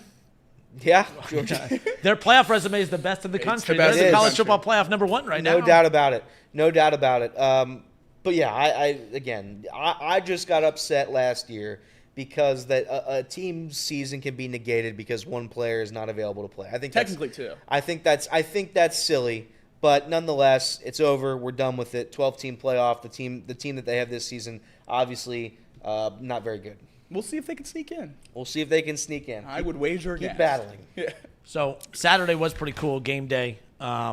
Kicked off a beautiful fall Saturday. Actually, it was pretty warm on Saturday. But, in the week leading up to it, it felt like college football weather, right?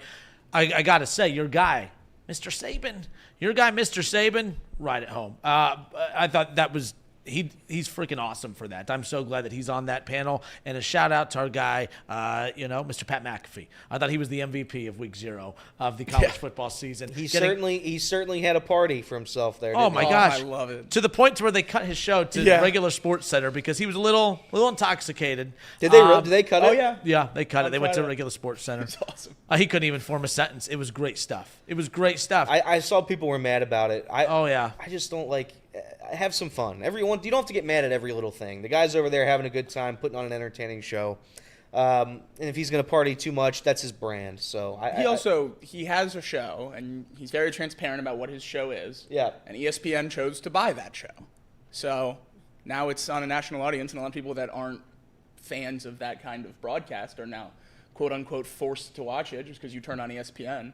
And I think that's where you get a lot of this disdain from. But the people that know what they're watching and turn it on for what it is, all still love McAfee, and I think that's where most of us stand. And if you want boring sports talk, you can go tune into the rest of their 99% of the programming. Right. I'm sure when they cut to Sports Center, it was riveting. Yeah, that was really good. Like the thing is, and I always half-hour reruns. If you don't like him, don't tune into him. Exactly. Yeah. It's that simple. Because I'm here to tell you, there's enough people that do like him that justify that amazing contract that he got to go over to ESPN. And he actually got ESPN to abide by so many things that go against what their values are, as far as basically giving him complete creative control with that show. The amount of things that he's allowed to do is unlike anything any other network show for them is allowed to do. It's pretty wild.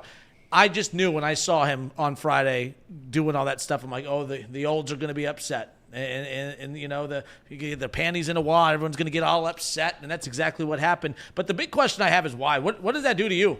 I see some people are upset in the chat about it, but I'm like, what? How did that impact your day? Well, the best part about it how did it ruin your day? Like, there's nothing. You're just choosing to be mad at watching someone have fun. And by the way, that type of stuff, like, that's kind of like, it's a younger generation or a younger demo that they're going after. I thought he killed it. I'm a huge fan of the Pat McAfee show. I listen. The people that complain about that stuff are never the people that actually watch it. It's the people that watch the 3-second clip and then say, "Who lets this guy on air?" And then people will pile on that little 3-second clip. Was he drunk? Yeah, he was having a party, and maybe he shouldn't have been a blackout drunk on a show. And but he did also say he took like 200 grams of edibles. Really? Yeah. Well, he was he was all over the place. Well, he threw up too. Oh, yeah. I mean, excellent stuff. We can start it right now on this show. We get Blackout Tuesdays where we all just drink beer until we can't see anymore. I think and then I we like have this. And then we have Marijuana Mondays. Ooh. I brought that up to Kenner this weekend, so we got a couple of little things in the That'll works, help with maybe. the hangovers. Yeah, that will.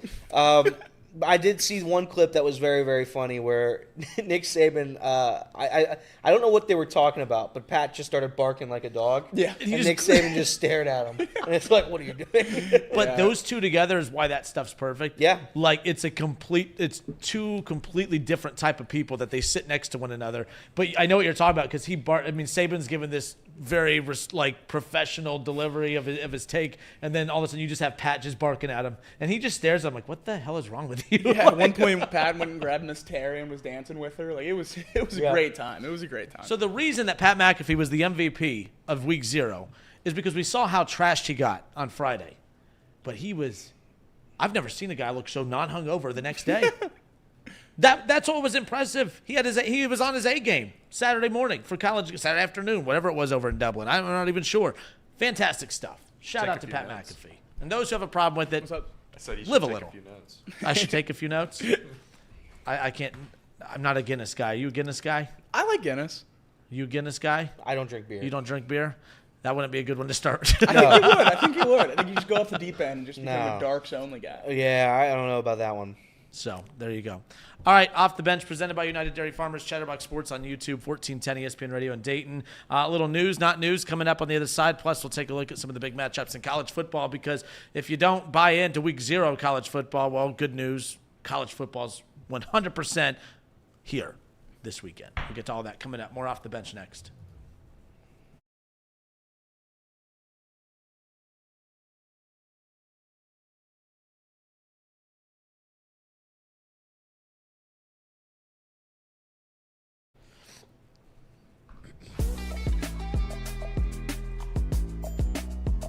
All right, and we are back Off the Bench, presented by United Dairy Farmers, Chatterbox Sports on YouTube, 1410 ESPN Radio in Dayton. Justin Kinner, Casey McAllister, Elliot Rearing, Jacob Tissett with you here on a Monday. Hope everyone had a great weekend. We got just a little taste of college football, Week 0. Of course, the headliner over the weekend. You had Florida State, the number 10 team in the country, getting upset against Georgia Tech in Ireland, of course. That's where game day was. It was a fantastic way to kick off the college football season. I didn't think that it would be Week 0. The matchups weren't that flattering, but again, Georgia Tech upsetting Florida State was definitely the headliner, and it definitely kind of set the stage for Week 1 of the college football season. Everyone going to be in action this coming up weekend.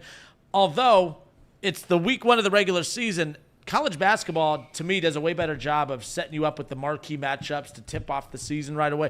College football doesn't do it, but there are still quite a few good big headlines this weekend. Jacob, what are some of the bigger matchups? And I know it's not Ohio State and Akron. No, it's certainly not Ohio State and Akron, but we have some good games across the board this weekend. North Carolina and Minnesota face off on Thursday night. That's a ranked Power 5 game. Oh, yeah. Two exciting teams there. And then you get into some actual ranked matchups on Saturday. There's games on Friday as well, but nothing too good. But then on Saturday night, we get Notre Dame at Texas A&M, and that's going to be just a phenomenal game. A&M favored at home against the number 7 team in the country, Notre Dame.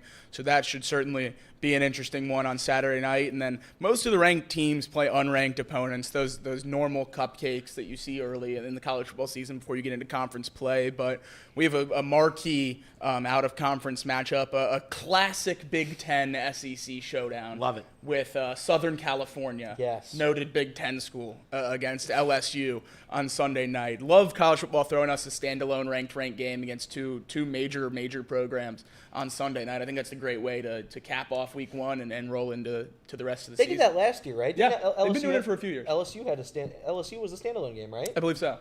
So yeah. The Sunday night one. Right? Sunday night, yeah. Cool. Yeah, Cool. those are the only ranked games. Did you say there was one on Thursday? Not ranked, but North Carolina Yes. and Minnesota. It'll be a good game. They're two exciting teams. Elliot, Cincinnati, the Bearcats, they kick off the 2024 season this weekend as well. Towson. Good luck. Should be a fun one. Bowl game, yes or no? I get too early to tell. I don't know that it is. Too early to tell. I think we know. Do you think?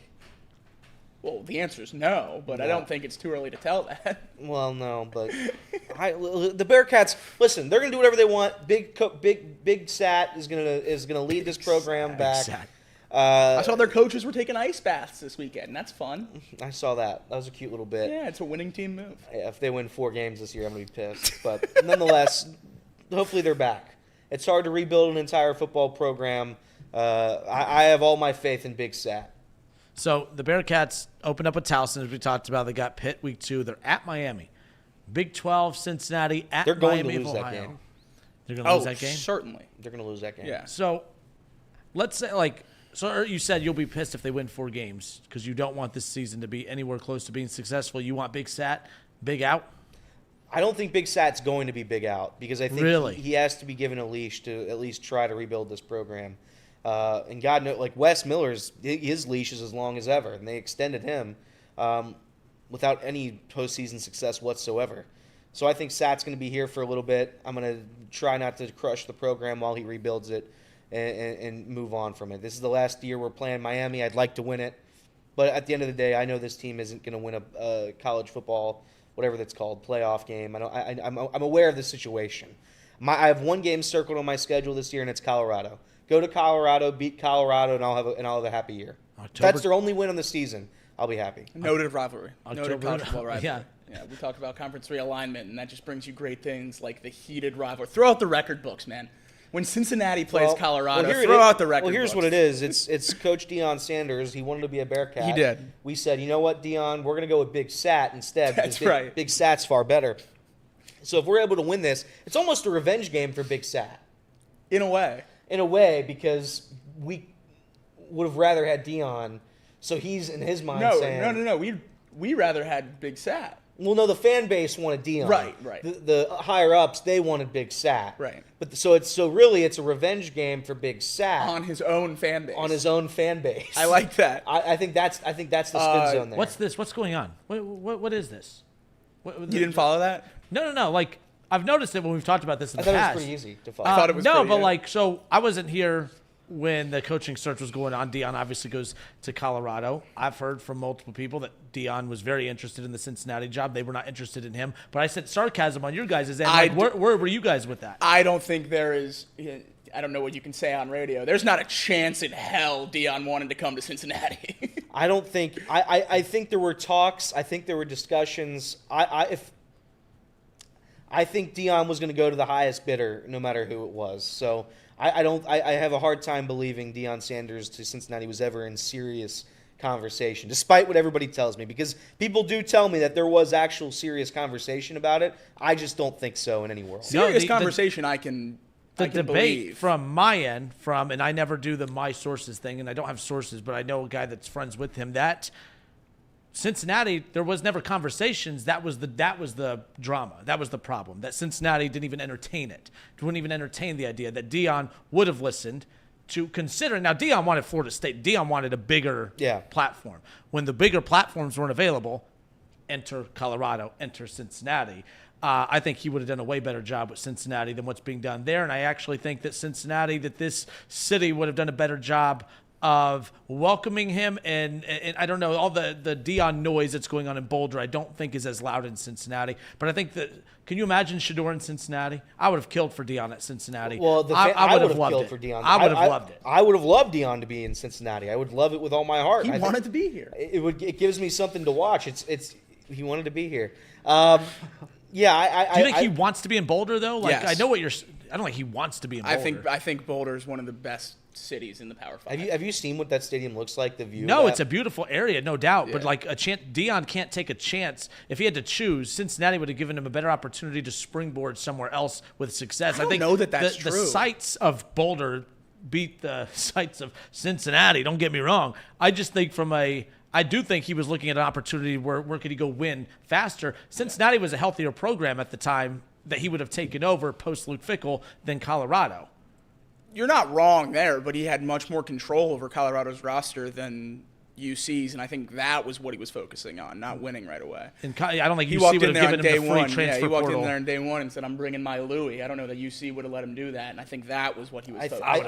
I think there was probably a disconnect between the higher ups of UC and Deion's personality. About how the I'd imagine there was something in there that UC was against. And Deion walks into Boulder, and there's something about being king. When you walk into Boulder, Colorado, Deion Sanders is the king. That's a fact. It's undisputed. And everyone hates on them going 4-8 last year, and with all the press and all the talking they do, absolutely, they deserve some backlash. They were 1-11 the year before. Yeah. So there was some significant improvement there, and even the games they lost, a lot of them were competitive. Not to mention bringing that program back to some sort of relevance in terms of people talk about them. And whether you like it or not, they are relevant. They are always relevant. And I don't think they get as much hate if you start 3-1 and don't start your press conferences with, "Told you." Well, we forgot Travis Hunter had that Heisman chilling in his crib. Yeah. caught that ball. That Heisman's chilling in his crib. So he didn't even finish top 10. While we're on it, Satterfield, let's say he does get let go at the end of the year. How is the Cincinnati job looked at across the board? Now, again, when you're American Conference, it's not a bad job to have, good up-and-comer job like a Luke Fickell. But Cincinnati, an Ohio school in the Big 12, I do think that because you see what Ohio State's done, and Cincinnati's not Ohio State, I'm not saying that, but because you've seen a school in Ohio dominate in a Power 5 conference, that there's enough here that even the scraps could be enough to elevate Cincinnati over what it's been. What kind of job is Cincinnati, big picture? If Satterfield is out with the Bearcats after this year, how alluring is a job like the Bearcats in the college football landscape? Maybe this is a hater take, and I'll let the UC fan spearhead the conversation, but I think Cincinnati's one of the worst jobs in the entire Power 5. Because you play in a state that you can't control recruiting-wise. Ohio State will always, for all of eternity, run Ohio recruiting-wise. The top 5 to 7 players will always go to Ohio State or somewhere else like a Michigan or a Texas where Ohio State loses out on them. So you can't run your own state. You're also so far away from the pipelines associated with your conference. That's Texas. That's Georgia. That's a lot of that middle belt, the good players out of that, Kansas, that Oklahoma, that middle stretch. There's very few good players in there, but that's where the Big 12 dominates. That's why you see teams like Nebraska back in the day truly dominate in the Big 12 because they dominated that middle part of the country that not a lot of other schools can touch. UC's so far away from those pipelines with the conference, and they don't have their own state. I don't think UC is a very appealing job unless Satterfield can build some kind of base before he gets fired that makes it a little bit easier. But at this point, what are you pitching to recruits? Do you want to come play in the Big 12, the worst Power 5 conference? Do you want to come to UC, which has better facilities than they used to, but that stadium's in the ground. It can't expand very far. You're a Power 5 school now. That stadium was really cool for a Group of 5 school. Doesn't exactly go toe-to-toe with a lot of stadiums in the Power 5. I think UC's towards the bottom half of college football Power 5 jobs, if not one of the bottom few. Wow. I don't think it's in the top, but I don't think it's in the bottom either. I think coaches would want to come to Cincinnati, but I also think it's a stepping stone school, and I don't think that's a bad thing to say necessarily. It's college football. This isn't college basketball. I think college basketball. I think UC is one of the premier places to land a high-end recruit. I do believe that. I think the fan base for UC basketball is in a different land. UC football's had success. Luke Fickell did a tremendous job. I think there's a passionate fan base here. I think if you had to look at a lot of other cities, I think Cincinnati ranks in the top end of most hungry fan bases. They want to be successful. They want to cheer you on. They're going to be as loud as they can. They're going to back you no matter what. I think there are some fan bases out there that aren't like that in the Power 5. And I won't call them out here, but I think there certainly are that. And as of right now, as the day sits on August 26, 2024, yeah, it's not near the top just because of where we are. But I think eventually in the coming years, as long as you're in the Power 5, you will be one of the more coveted jobs in college football, and that's a fact. The Big 12 is still relevant as of today. Until they do the super conference thing, it's still very, very relevant, and UC football is one of the top, in my opinion, one of the best places to coach. If you were looking to take that next step, you want to coach UC and then somehow get to Ohio State, Alabama, Georgia, LSU, Notre Dame, come to Cincinnati first, and you can help build your resume, because I think Cincinnati gives you a chance to win, and I think it gives you a fan base that helps you no matter what. I'm not saying you're wrong. I'm curious your take on this, because I wonder if that mindset still comes from being an American Conference team. Are Power 5 teams, and I kind of know this answer, I think that there is, but are bad like Cincinnati? Is there such thing as just stepping stone programs at the Power 5 level? Are the Bearcats that? Like if a coach comes in and establishes himself, if you invest into that coach, is that a stepping stone program at that point? Luke Fickell, I understood why it was a stepping stone when he was here because it wasn't Big 12 yet. I know they were transitioning to the Big 12, but he couldn't risk establishing a name for himself as dominating in the American Conference, getting them to a playoff. He couldn't risk taking a step back for a few years, going to the Big 12, and then risking never getting his name back to the level of which it was.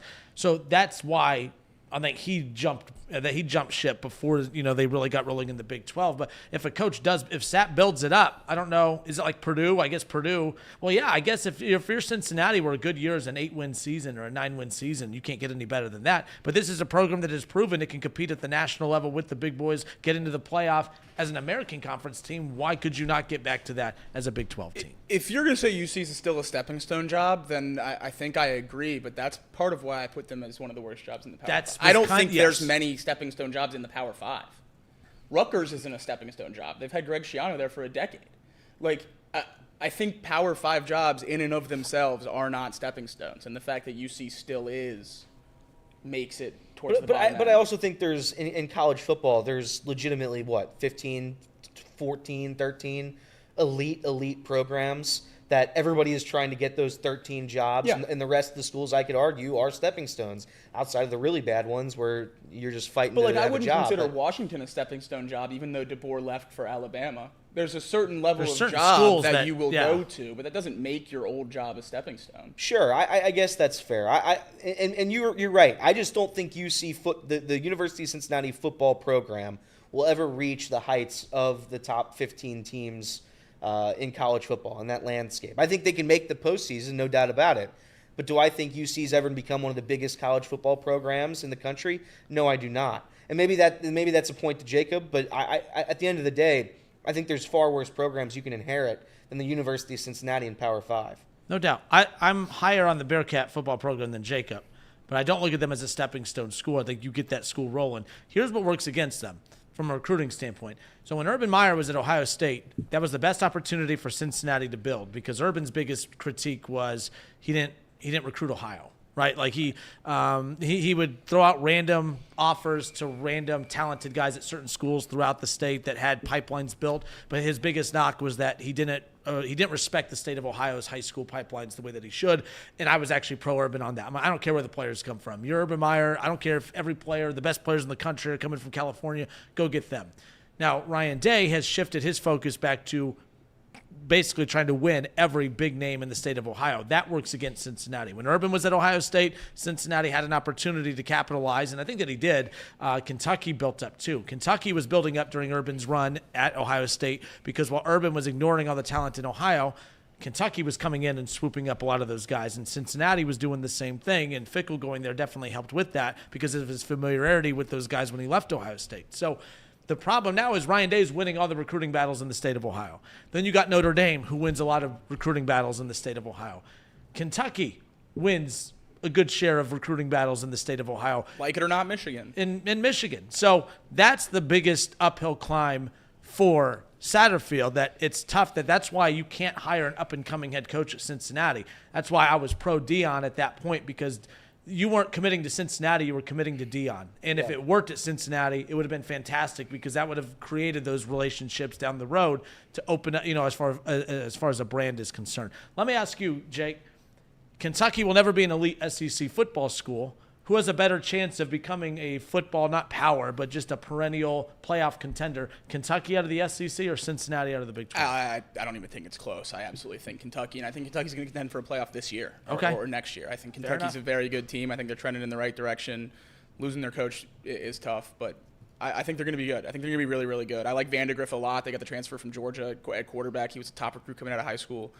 I think UK is continuing to trend in the right direction and win a lot more games. They're never going to be the best team in the SEC and play it for SEC championships or get a bye or anything like that. Yeah. But I think they're one of those teams that can go 9-3 and get a 10, 11, 12 seed on a fairly regular basis.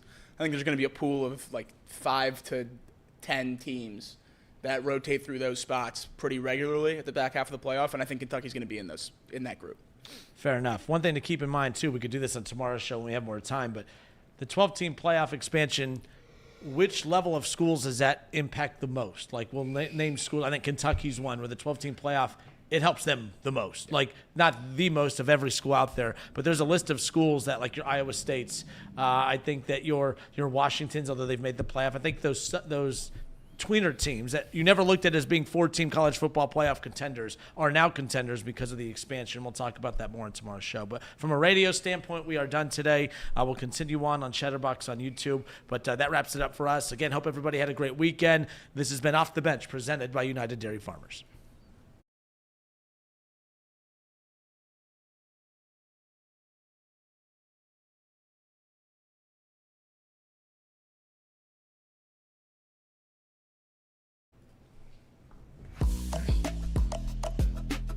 Jacob, I see some people commenting on the Cincinnati recruiting in here. AJ says Satterfield not doing enough to recruit locally is inexcusable and will lead to his inevitable firing. Georgia is the only state him and his staff want to recruit. It's stupidity. When you go back to start looking at the stuff too, like Cincinnati's in a tough spot because they're the second biggest program in the state, but they're not even getting the second tier guys at Ohio State's, because if I'm a top recruit and I don't get the Ohio State offer, I'm looking at Kentucky, I'm looking at Notre Dame. There's still a list of schools out of state that I'm looking at that are surrounding Ohio before I even look at Cincinnati.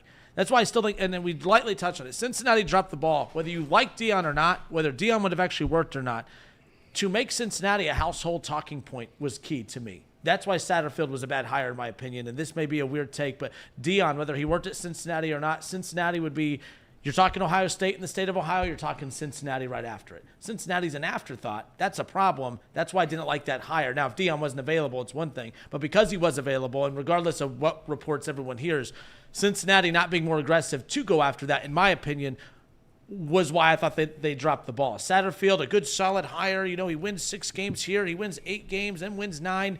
That's not how you're going to get it done. I know that sounds absolutely wild. I think the noise of Deion would have benefited Cincinnati more, as silly as that sounds, than maybe a gradual incline or increase in wins for Satterfield, as strange as that sounds. In theory, I certainly agree. I absolutely agree with your take, but I think Deion is doing irreparable damage to Colorado. Okay, the Deion last year. This year's Deion, I agree with you. Well, I'm just saying, it's not been great. The run Deion would have at head coach when Shadur is gone and Travis Hunter is gone, how many guys are really, really wanting to play for Deion Sanders? And I don't think we've seen that yet, because Cormani McClain was the big name last year that everyone circled and said, holy cow, this Deion thing's legit. Yeah. He just got the #1 corner in the country to go out there after getting Travis Hunter. People really want to play for him. Right after the season, Cormani transferred. I don't think what Deion's doing is being received nearly as well as people think from the outside by his players.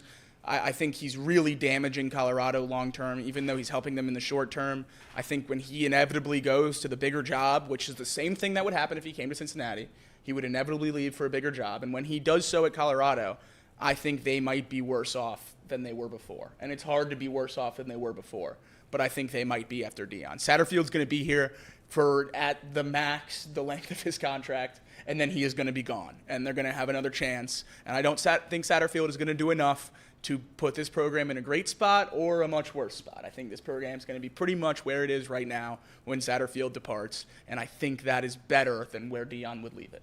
Louisville's another school, by the way. Louisville's another school that has had success recruiting over this way as far as the Bearcats go. Yeah, Brahm's done a great job since he took over there.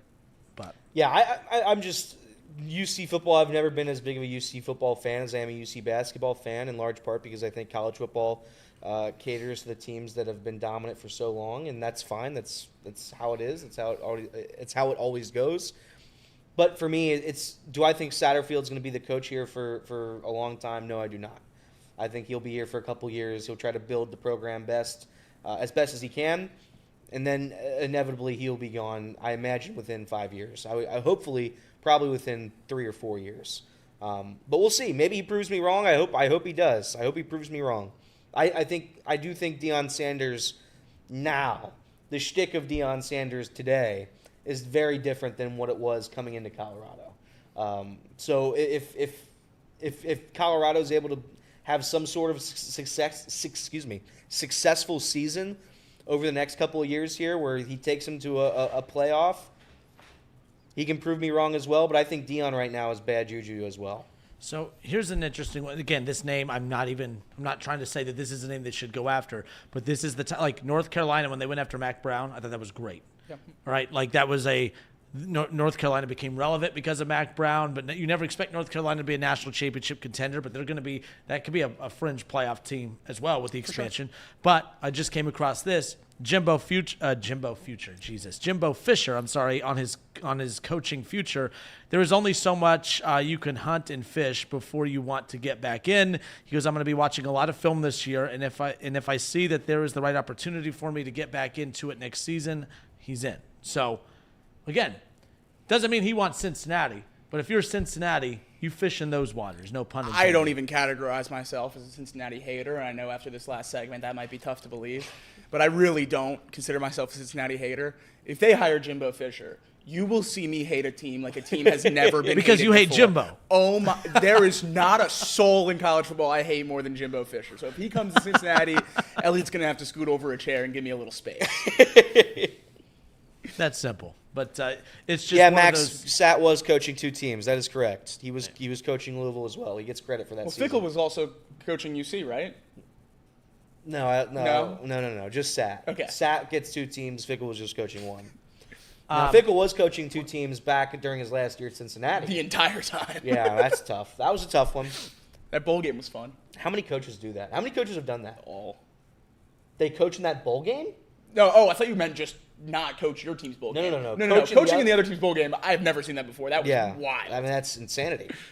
I don't. What were you gonna say, Casey? Sorry. I was just gonna say, wasn't the perfect coach for UC Hartline?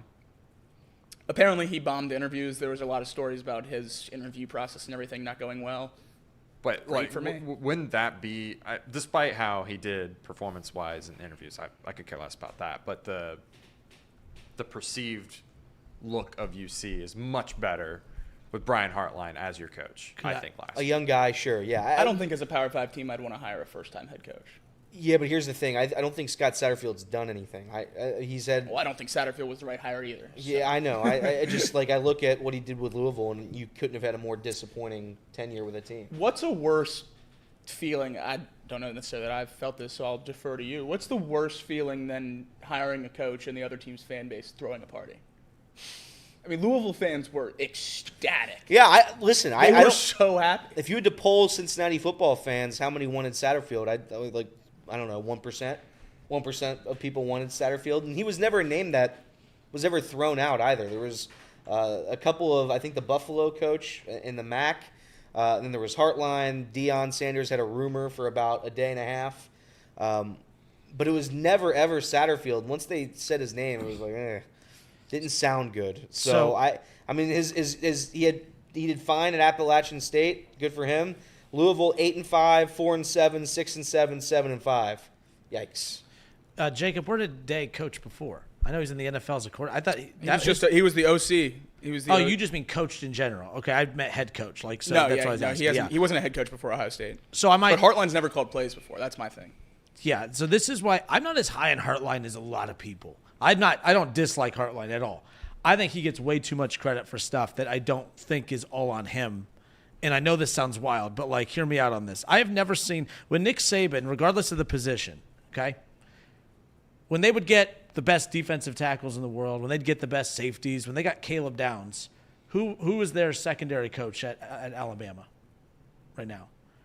It doesn't matter. It switched after Saban because Tavares Robinson left. Fair, but when Saban was there. It was Tavares Robinson. So, and I'm sure he got a lot of praise, as he should, right? But when you would get Caleb Downs to go to Alabama, when you get any top player to go to Alabama, and the assistant coaches did their job to get them there, no doubt about it. But Nick Saban got that. Man, Nick Saban's still racking them in, man. He's still bringing them in. Ryan Day gets zero credit. Every time they get a top wide receiver to go to Ohio State, it's never because of Ryan Day. It's always because of Brian Hartline. And I've talked about this with some former players, multiple former players, and they've usually look at me like I don't know what I'm talking about, but they both all looked at me and said, yeah, I kind of agree with you.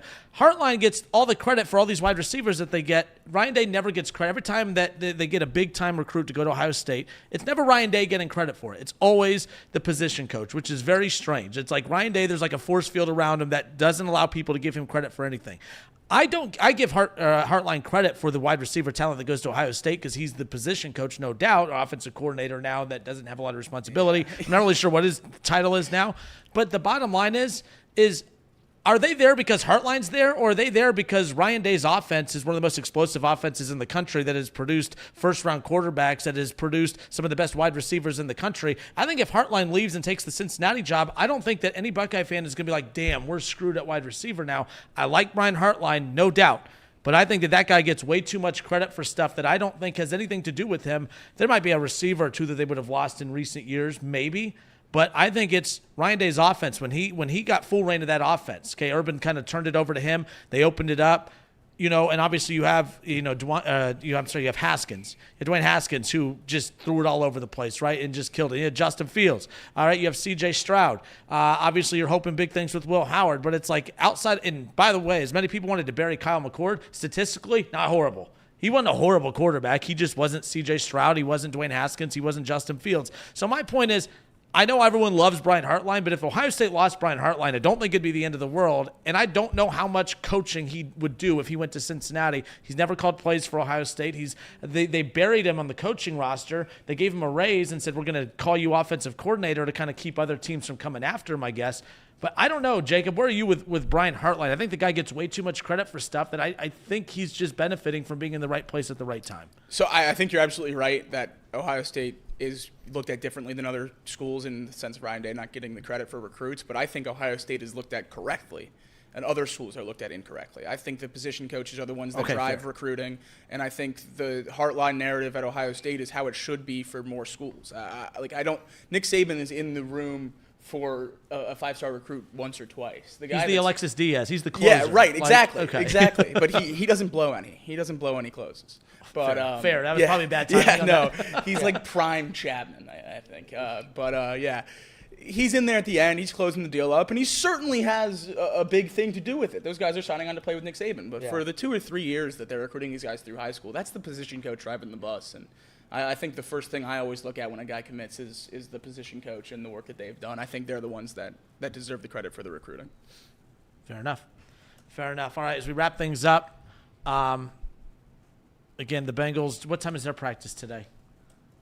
I'm not sure. Jamar Chase, he's out there. He'll be right, but no contract update, right? Do you think he addresses? Let me ask you guys this: does Jamar Chase address the media today? Ooh. I'm gonna say no, but I really hope so. Yeah, I'm also gonna side with that. No, hope he says something or gives us a nugget. That'd be cool. Like I said, he had so much to say about Burrow's contract, but with his, it's just constant no comment, dude, no comment. I hope he addresses the media just to give some kind of update. I mean, I don't know. I guess they don't owe us. They don't owe anyone anything as far as that's concerned. But maybe Zach Taylor. I'm curious to see the spin on the plan. I wonder if Zach will say, see, this is always part of the plan. He should. He should. All right. That wraps. You guys, you got anything? Closing thoughts, Mr. Elliot? Yikes. Shout out to Reed. Yikes. No, I have no closing thoughts. It was a good show today. God bless America. God bless our troops. And gentlemen, start your engines. Box lunch coming up. Box lunch coming up. This has been Off the Bench presented by United Dairy Farmers.